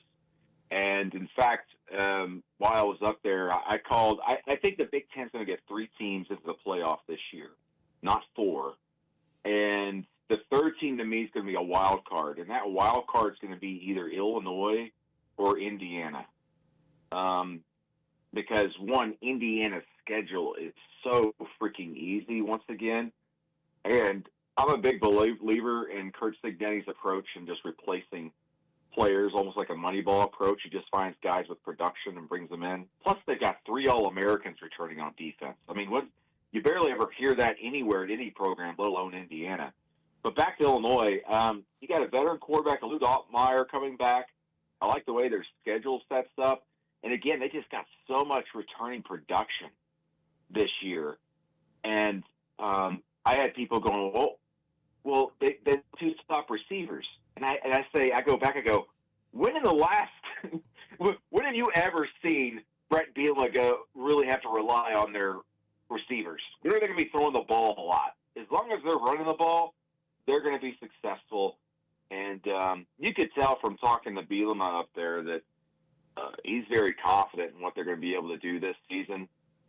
And again, you saw the playoff teams last year, the ones that were able to make runs were the best teams in the trenches. And he feels really, really good about what they've got coming back there in the trenches. Brandon, what about the SEC? I mean, we've had a little time now to kind of look at some of the rosters and sort of figure out what teams may look like, although we don't really know. But, I mean, what's your thought on our league? Well, I think it's going to be a league that's really defined by quarterback play. Everybody's paying attention to Arch Manning and co. and everybody, but there's some really, really good quarterbacks across the field here. There's some out there, though, that are already showing some rust, and by that I mean like Florida's DJ Lagway. I think a lot of us have been saying throughout the offseason, like, he could be the best quarterback in the SEC potentially if he could stay healthy. But he's had arm issues, and now he's having a leg issue as they open preseason camp, and, man, it makes you scratch your head. He's kind of just prone to injuries. But to me, it's defined by quarterbacks. And I'm wondering, I sit here and I go, people go, who's your dark horse pick or who's your surprise team in the SEC? And I hate to say it, but it's like I sit here and I'm all like, everybody just seems really predictable this year. And I know that sounds weird to say, but I think we're going to get back to it being Texas, Georgia, Alabama, and LSU at the top once again, and then it's just going to be everybody else fighting for scraps, which doesn't sound too exciting, but we're going to have some upsets here and there. But, man, far and away, those four teams just seem to have it. They have the talent, they've got the coaching, and everybody else is fighting for scraps. So Arkansas has a bunch of new players, but we know a few things that are coming back, like the quarterback and the coordinator that we talk about often. And then they've retooled their offensive line. They got a good running back from New Mexico State. They got some receivers that look like they've got some promise. Defense, they got some linebackers that are returning that look pretty good. Larry Wursback, you got Cam Ball up front. But there's so many things we don't know. Do you have a feel for what kind of team you think Arkansas will be this year? Well, I know this. Bobby Petrino and Sam Pittman are very happy with the pieces they brought in along the offensive line. They think they're going to be better up front this year. Taylor Green will be better just by default because being in the system for a second year under Bobby Petrino. And we've seen what Bobby Petrino does with quarterbacks from year one to year two. I mean, heck, Taylor Green was pretty darn good last season. My question really is just the defense and putting together a bunch of new pieces. I haven't heard too much about how that was coming along in the offseason, let alone here early in preseason camp. That's my big concern. I'm a little biased because I know Coach T. Will over the years, for dating back to our days down in Auburn. I'm a big believer in him. I think he's going to be a head coach someday, very soon. And I think he'll be able to figure things out. The thing for Arkansas, though, is just, man, the schedules are so freaking difficult. And I know fans don't want to hear that, like, oh, my gosh, blah, blah, blah, but we should still be winning.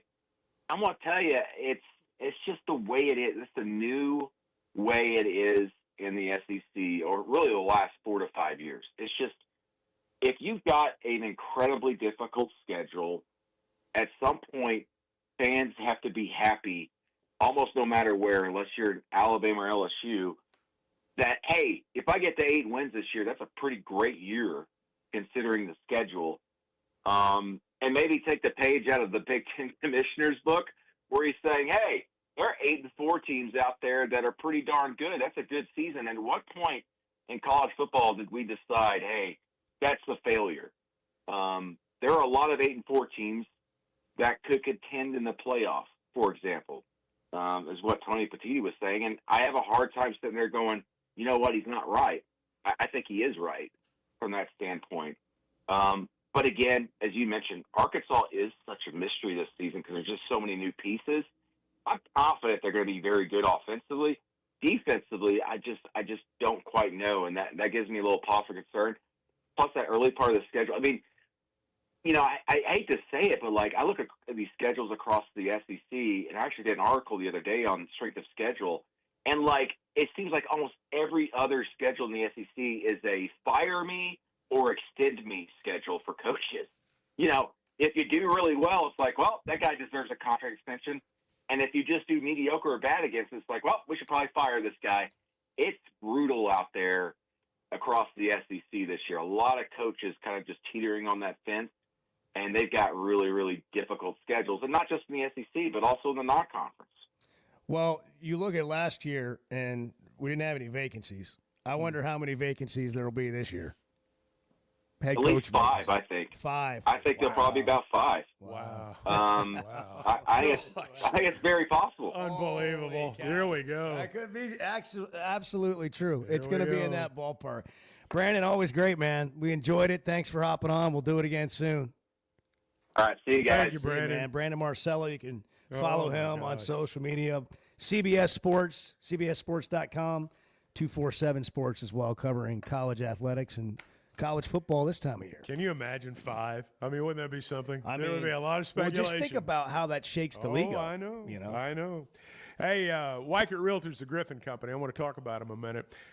If you are in the market for a home, if you are trying to decide who am I going to call, who am I going to partner with in my search, let us recommend Weichert Realtors, the Griffin Company, to you. We say it out of experience, and I say we, I do, Bo does.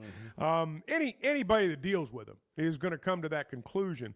It starts with being the best trained in the business. You want to talk to someone that's an authority on this. It's going to be a lot of money, probably the most money you've ever spent. You want someone that understands the game, someone that can get you the most bang for your buck. When you're talking about a dream home, get you into something that, you actually have dreamt about, something that you have wanted. They'll help you find lots of ways to do that. There's going to come a time to sell.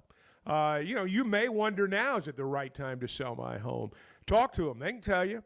They understand exactly all the things that come into pricing a home. And we recommend them, and I promise you, your situation is going to turn out exactly the way you want it to when you partner with Weichert Realtors, the Griffin Company. Washington County, Benton County, in Northwest Arkansas. They're in Fort Smith. They've got a great office up in Branson. There's a lot of wonderful property up there, and you can check it all out at WeichertGriffin.com. We're a little bit over our head here, but we're doing the best we can. We're doing the best we can. The Chuck and Bo Show. Some moments just call for something unforgettable. At Blakeman's, you don't just buy a diamond. You create an unforgettable experience. Their newly remodeled space is stunning with Cafe B right inside and their in-house diamond expert that'll help you find the perfect piece every time. That's just part of the Blakeman's experience. When you see the purple bag, you know it's something special. It always saves the day. Blakeman's Fine Jewelry. It's more than jewelry. It's your story. As a play-by-play announcer, my eyes are everything. I need to see every detail on the field to call the game the right way. So when cataracts started affecting my vision, I knew I couldn't wait. I went to Dr. Betts and the team at McDonald Eye Associates. And truthfully, I wish I'd done it years ago. The difference is incredible. The whole experience was professional, easy, and honestly life-changing. If your vision's holding you back, take it from me. Don't put it off any longer. Schedule your appointment with McDonald Eye Associates today. Oaklawn is your hot springs escape. Enjoy plush comfort, upscale dining, and Arkansas's only Forbes 4-star rated spa at our luxury hotel. And with easy access to Hot Springs National Park and sparkling lakes, Oaklawn is your home base for everything the region has to offer. Come stay, play, and get away at Oaklawn, a Forbes Travel Guide recommended hotel. Make your reservation at oaklawn.com. Gambling problem? Call 1-800-522-4700. Hey, it's Bo. And for me, business comes down to working with people I like and can count on. And that's Teamwork Roofing and Construction. They do what they say, they're on time, and when they're done, it's like they were never there and you have a brand new roof. Built with expert craftsmanship and the best materials. When it comes to commercial or residential roofing, get the customer care Teamwork Roofing and Construction offers. Check them out on their Facebook page, Teamwork Roofing and Construction. Built on quality, powered by teamwork. Today's been it's been a strange day. Yeah, we've had some struggles here. Let's just be blunt. Can we be blunt? Well, it's 50-50 at best. The Chuck and Bo Show.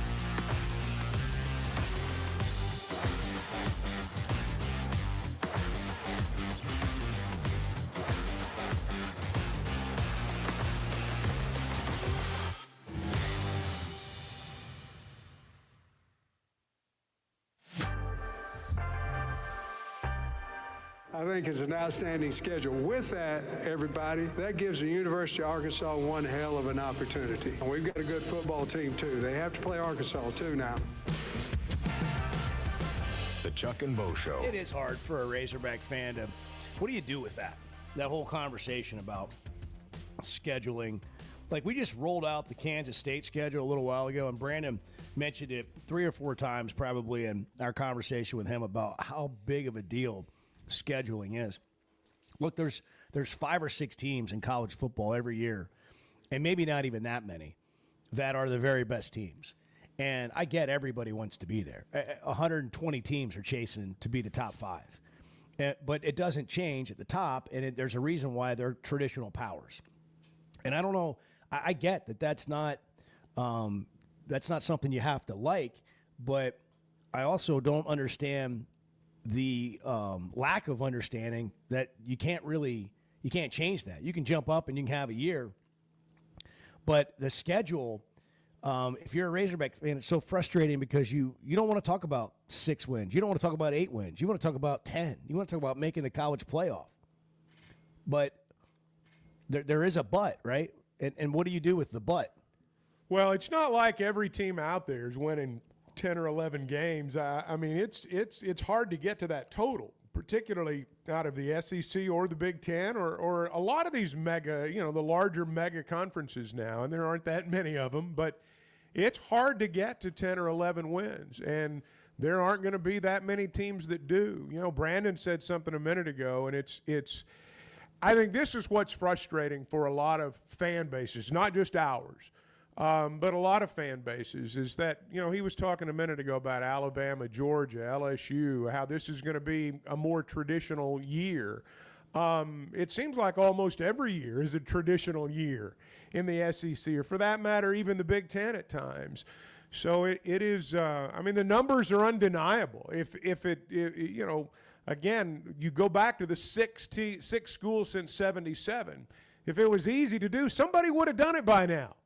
They were playing football in the league a long time before we joined it. If it was doable, somebody might have already done it. Can I offer a half-baked idea? This is a Bart thing right here. Can I play your role for a minute and give a half-baked idea? Sure. What if we got out of this league idea of college football? Like, we just, right now everybody's, having a spitting contest about the league they're in. What if we got rid of the league idea and we had Power 4 conference football? We just called it, the college football playoff division, okay? So all the teams that are in the power conferences, they're basically playing each other 9 games. And if you want to add other people in college football, that are outside of that, fine. But everybody's playing a 9-game Power 4 conference schedule. But we don't know what it is. Like, the commissioner, in my idea, and their office comes up with schedules every year, and forget the idea of you play in the SEC or you play in the Big Ten or you play in the ACC or the Big 12. You mean a fair and balanced scheduling system? I don't even know. It doesn't even, the idea of even fair and balanced is I'm even willing to just kind of leave that open-ended. But we just rolled out Kansas State's schedule earlier, and Bart's convinced that Arkansas wins 10 games in that schedule, and he's convinced that Kansas State wins 4, maybe 5 games with Arkansas' schedule. And every year, you're just playing in this absurdly difficult league, or you're not. But if you want to make college football more entertaining, tell me that's a bad idea, what I just gave you. It would be nice if they could come up with some mechanism similar to the NFL, to where if you're good this year, you're going to play a tougher schedule next year. If you're not good this year, the schedule's not going to be as tough next year. That's how you achieve actual parity. That's how you give other teams a chance. That's how you go from worst to first. That's why you get the top draft pick. That's right. Yeah. Right. There are mechanisms in place in professional sports to allow the lesser teams to at least have a chance, a fighting chance, to catch up with the teams at the top. It's harder in college football. I'm not just talking about Arkansas, the SEC. I'm just talking period. It is harder to go from the bottom to the top in college football than I think any other sport. Pro, college, pick your sport. Find me a situation where it's harder to crack the glass ceiling than it is in college football, nationwide. Darren McFadden's coming up. Hey, if you're in need of a roof, you need some work done, Teamwork Roofing and Construction is a strong recommendation from us. So we know these guys. They do great work. They're great people. They're great to work with. They're going to work on your schedule, your time, and they're going to do what they say. They're going to show up when they say. They're going to leave when they say. It's going to be done when they say. And they're going to use all the best material and all the best people. Certified employees, certified materials, Teamwork Roofing and Construction. You're always going to get what they tell you you're going to get. They communicate. They don't leave you hanging when the job's done. They leave you with an immaculate job site and a roof you can be proud of. Log on to their Facebook page to check out the work they've been doing. They're doing it every day, all over our great state. Teamwork Roofing and Construction. Built on quality. Powered by Teamwork. The two best guys in mediocre sports radio. The Chuck and Bo Show.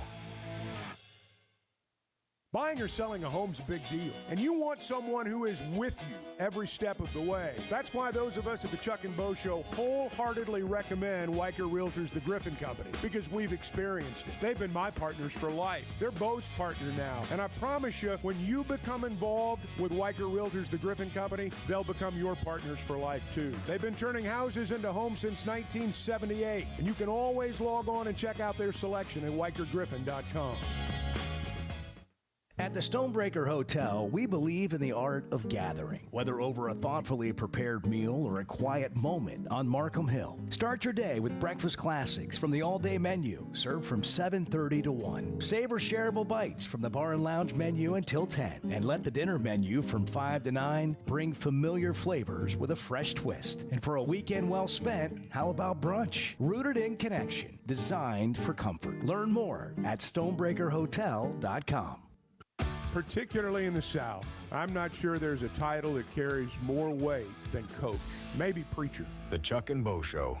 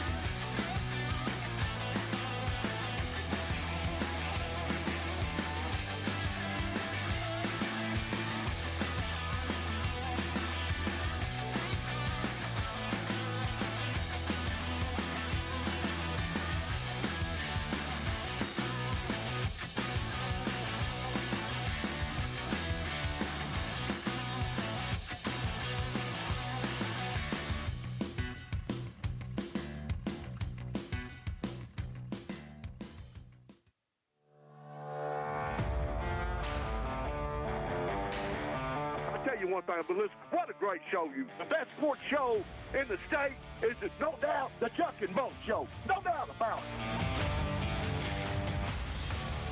The Chuck and Bo Show. Number 5, you better look at him a little closer. He's a football player. See ya. DMAC. Hold on, man, Ryan. DMAC not looking back. Touchdown. How about that Heisman, Mark Jones? It was an 80-yard run. I'll guess about 8 seconds. Wow. McFadden. Say goodbye. Darren McFadden, 80 yards, touchdown. And here's McFadden on the loose. DMAC not going to bring this back. Touchdown, Arkansas. We got that wood right here, baby. This is McFadden, the Wildcat formation. Got him. Y'all better put him in the Heisman. McFadden will get the direction out. Fakes it, keeps it, comes left. Watch out. He's gone. Darren McFadden. The GOAT. Absolutely. Two-time Doak Walker Award winner and runner-up in the Heisman twice. And we know, DMAC, that you should have won it. And we're sorry that it was taken from you. Still mad about that. I feel you there, man. I got some of those same feelings, man. But hey, I just tell myself I move on from it, man. Well, it was awesome to watch, man. What a career, and I'm glad you're getting the recognition, continual recognition that you deserve, and this honor of having the patch put on the number 5 jersey from here on out. And we watched the Razorback Daily when they surprised you yesterday, and I saw you emotional. And, I mean, how could you not be, even when you're not really that kind of guy? But what has this meant to you? I tell people, man, I'm thankful for it, man. Being a kid growing up in Little Rock and, just wanting to go to the University of Arkansas, man. I just want to go there and play football. Never thought about going there and setting records and becoming this, nationwide known figure as Darren McFadden, DMAC, Run DMC. I never thought of any of those things. Like I said, I just want to go to the University of Arkansas, play football, and being able to go up there and accomplish some of the things that I did, man. It's just a great honor and a great feeling. I'm just very thankful for it, and it's a blessing for sure, man. How awkward and uncomfortable was it early on with all the attention and all the fame, and you was just trying to play football? Man, a lot of guys know me guys that cover me, man, since high school days. Probably they know, my interviews early on. You probably get 2 or 3 words out of me, and it's like, I would get quiet again. But, it's funny. I got a funny story about that. Kevin Trainor, my guy, man. I love Kevin Trainor, but I think it was we do like a home media day for all the local media and everything, and it may have been my freshman year or even my sophomore year, but it was one of them. But I had been doing tons of media, so I was like, oh, man, I just want to take a break. Everybody done. I was still going. And so I told Kevin Trainor, like, man, I'm going to go to the restroom real quick, and I'll be right back. So I went to the restroom, and I snuck off to the dorms for about 30 minutes, and he finally called me. He was like, what happened to you? And I was like, man, I had to come sit down for a second. But, the one thing I would say Kevin taught me dealing with media and stuff, man, is just it's all about how you approach it. And over the years, that's one thing that I learned, you approach it with a good attitude, and, you get good results out of it. And then early years in college, I was at the point I was like, I just want to play football. I didn't care about media. And, over the years, I learned that comes along with it, man. So I think I do a pretty good job at it now. You do. You've had such a love affair with the Razorback fans. You talked a minute ago about how badly you wanted to play for Arkansas growing up. Did that make it easier as you started to deal with things like the media and all of a sudden you were in the spotlight? You felt the love, I think, from the state. And I just wonder if that helped you along in the process. Oh, yeah, it opened me up to the point that, me going out there playing football and doing the things that I did, it wasn't just impacting me, that, like, I really had an impact on people. I started to understand that, not even just kids, even older children, older adults and grown people and stuff at the time. And so I think my appreciation for them is being able to talk to the media and, just let them know what's going on and, just getting them to know me other than Darren McFadden, the football player. And so it's just their way into, just a little bit of, well, I guess with social media nowadays it's a lot easier. But, that's just my way of being able to talk to them and being able to, fill them in on what's going on and, let them know how much I appreciate them for the support over the years. Darren McFadden's our guest, the GOAT, Arkansas football. What memories we have. I mean, just watching you play and just hearing the highlights and seeing them. Now that you've maybe had some time to reflect over the years, what was it like for you, man, with the ball in your hand, when you're getting the direct snap, when you're running the Wildcat, when you're going for 80? I mean, walk us through what's going on with you. Like you said, it took me some time to actually reflect back on that, and I think I've only honestly really just reflected back on that in the last 3 to 4 or 5 years, man. Because going through it, for me, like I said, I was just out there playing football. That's what I did. I played football. I always tell people I was one of those guys. I never got too high, I never got too low when it came to playing football. I had fun out there playing football. So I didn't think about a lot of things I was doing at the time. I was just living in that moment for it. Looking back on it, I'm like, man, you really accomplished some hell of a things playing football, just throughout life, period. It's just an amazing feeling, just being able to reflect back on it and think about it, and think about all the people that I've impacted over the years and, all the people that have impacted me. Football has built some relationships that I have with people that, without football, we probably would have never crossed paths. And, we've been friends 20-plus years now. And so it's just an amazing thing what's going on. And, like I said, it's just one of those things you're very thankful for. We were talking a little bit earlier this morning, Darren, and we're going to go into the waybacks when you were in high school. We were talking about how, hey, there were those that said Darren was a better safety than running back. Was there ever any chance you would be anything other than a ball carrier when you got to college? So, first off, I love playing safety now. I love playing safety. And I know. Think the thing that really pushed me to wanting to play running back is for the fact that people were saying that I should play safety so much. So that was one of the things that, like, man, I'm going to make this point and let people know that I can run this ball. And so getting to Arkansas, of course, having Danny Nutt recruit me, he knew all about me. Bobby Allen was our safety coach at the time, so he knew about me as well. And so from the way Danny Nutt explained to me, he said basically they just had a conversation like, all right, let's try him at running back. If you don't work out at running back, then we can still move him to safety. And so I was tried at running back, and I found a good home. Never moved. That's the understatement. I definitely love forever. playing safety, man. What an I understatement. always tell people I think that was two of the best decisions I made in my life playing football. I would say my first one, moving from quarterback in high school to running back. I tell people, me and my high school coach, John Mays, we were talking about some footsteps on a play. And then, I was like, yeah, okay, I think I can do this, but I feel more comfortable doing it this way.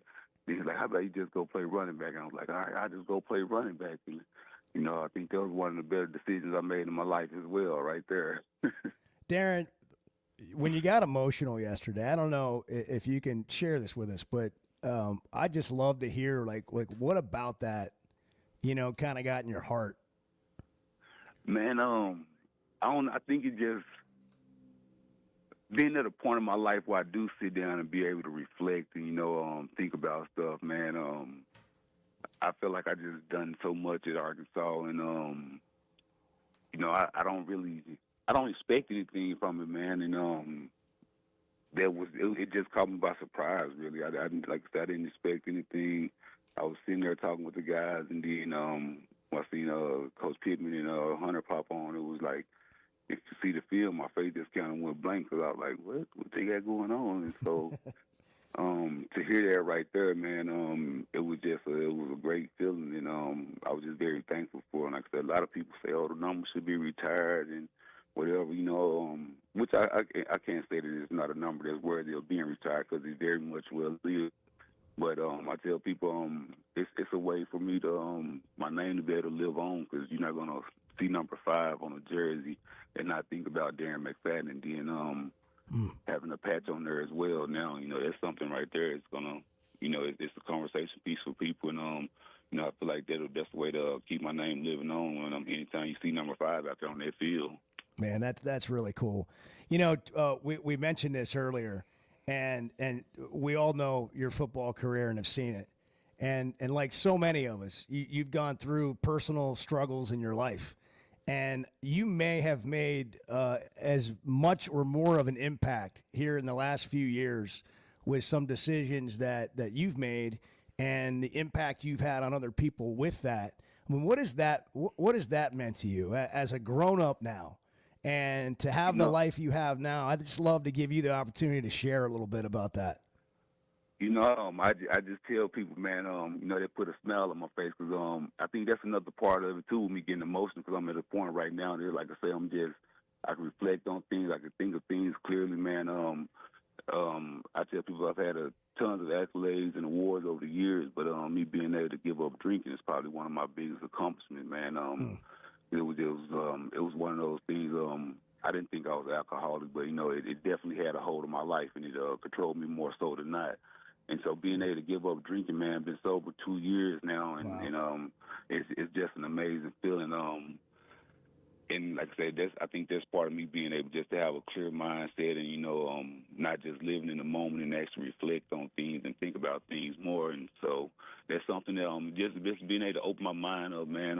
One of the best decisions I've made in my life, 5/18/23 was my last drink of liquor, man. And, just still been standing strong, attending AA meetings and, just trying to be the best person that I can be for my family. And then just having an award like that being presented to me at that time, man, it just let me know that I'm doing the right thing in life right now, man. So that's why I'm in a very happy place in my life. And, I can be a little more soft, man. I got little girls at home now, and so it softens me up a little bit, man. But I'm thankful to be able to be sober for them and be present in their lives, man. And so it's awesome. Just a blessing for me. Hey, congratulations. Yeah.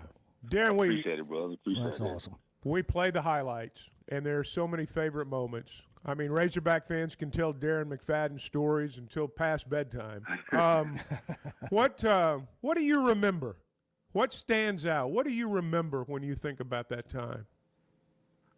I can think of a few specific games from each year that pretty much they gave me confidence to know that I can do what that I had the ability to go out there and run the ball in that league. Like I said, I still never thought about setting all the records and being the greatest of all time in there. But my freshman year, we played USC and we were beat 70-17. And so out of all the negatives from that game, the one positive thing that I did take away, I had 12 carries for 88 yards that game. And so that was a big positive for me. And it wasn't just like their subs all the way at the end of the game type of deal. So I felt pretty good about that. And then that just let me know that, okay, you can run the ball in this league, man. It just, it was a bad loss for us, but you can run the ball. And then I would come back into, I'll say my sophomore year probably, when I came back from my toe injury, and I forget the name of this team. It was a smaller school we was playing. I think they were blue and white. And Utah State, I think. Utah State. Utah State. And I kind of got tripped up and I stumbled out of it. And I recovered and was able to score a 70-yard run or whatever. And I was like, okay, I had confidence that I can play in the league. And I was like, I know I can. And coming back off that injury, I'm like, okay, I can do this. And then coming around to my junior year, man, I think I was just more focused on going out there, bringing the team along with me. And because my sophomore year, man, I tell people, we had a team that I feel like we could have won a national championship that year right there. Everybody talk about me, Peyton, and Felix in that backfield, but, we had a defense that was, man, it was like no other over there. Those guys would fly around and put hats on people, man. And like I say, my junior year is just going out there grinding, bringing the team along, and, you try to get momentum going, and I felt like the team that we had that, we just go out there and play our ball, man, and just try to bring the guys along. And, I just felt like that was my thing to do, because at the end of the day, I knew that I was gone, but at the same time, I still was focused on my team. And so, didn't play out the way things went, had things go left for us, but, I felt like he had a pretty good season and was able to get some things going, man. We still made a bowl game. Definitely didn't go how we wanted it to there, but it was fun for us. Well, man, it was an honor to watch you play, all those man. memories. It really was. Really was. And it's an honor to talk to you now. And, hey, man, congratulations. Proud of you. You make Arkansas proud. I appreciate you guys, man. I thank you guys for having me on, man. Anytime, brother. We'll talk soon, man. Thanks for making time for us, and congratulations on another honor. It's well-deserved. Yes, sir. Have a good one. Now, You take too, care. man. Darren McFadden, the GOAT, with us on the Chuck and Bo Show. Do you think Kim Mulkey could operate a jackhammer? The Chuck and Bo Show. When it comes to watching games, nobody does it like walk-ons. Over 60 TVs at every location, and the food and drinks win. Mouth-watering Louisiana cuisine like po' boys and gumbo, plus fan favorites like the best burger you can get anywhere, and more draft beers and cocktails than you can count. Incredible food, wonderful service, and a viewing experience like none other. Walk-On Sports Bistro. We live for this.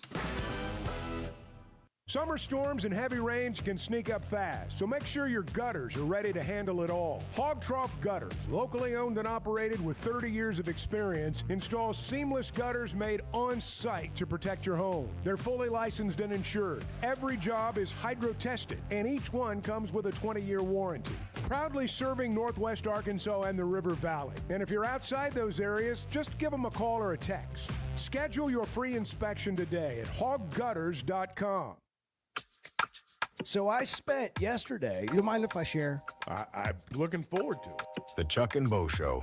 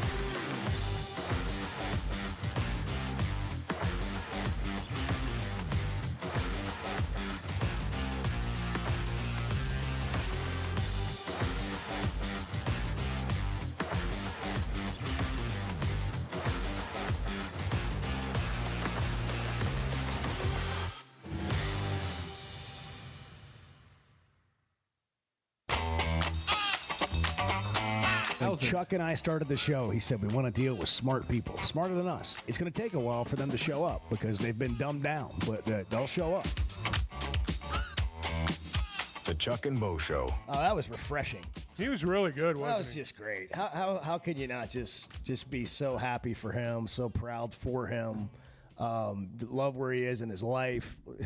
Obviously, the career is second to none, and this honor is great. I love how he sees it, and it's a totally different way I think about a retired jersey. A retired jersey's gone. It's up in the rafters. It's done. Another way to look at it is it's still out there, and every time you see it, you think of him, and that's what he said.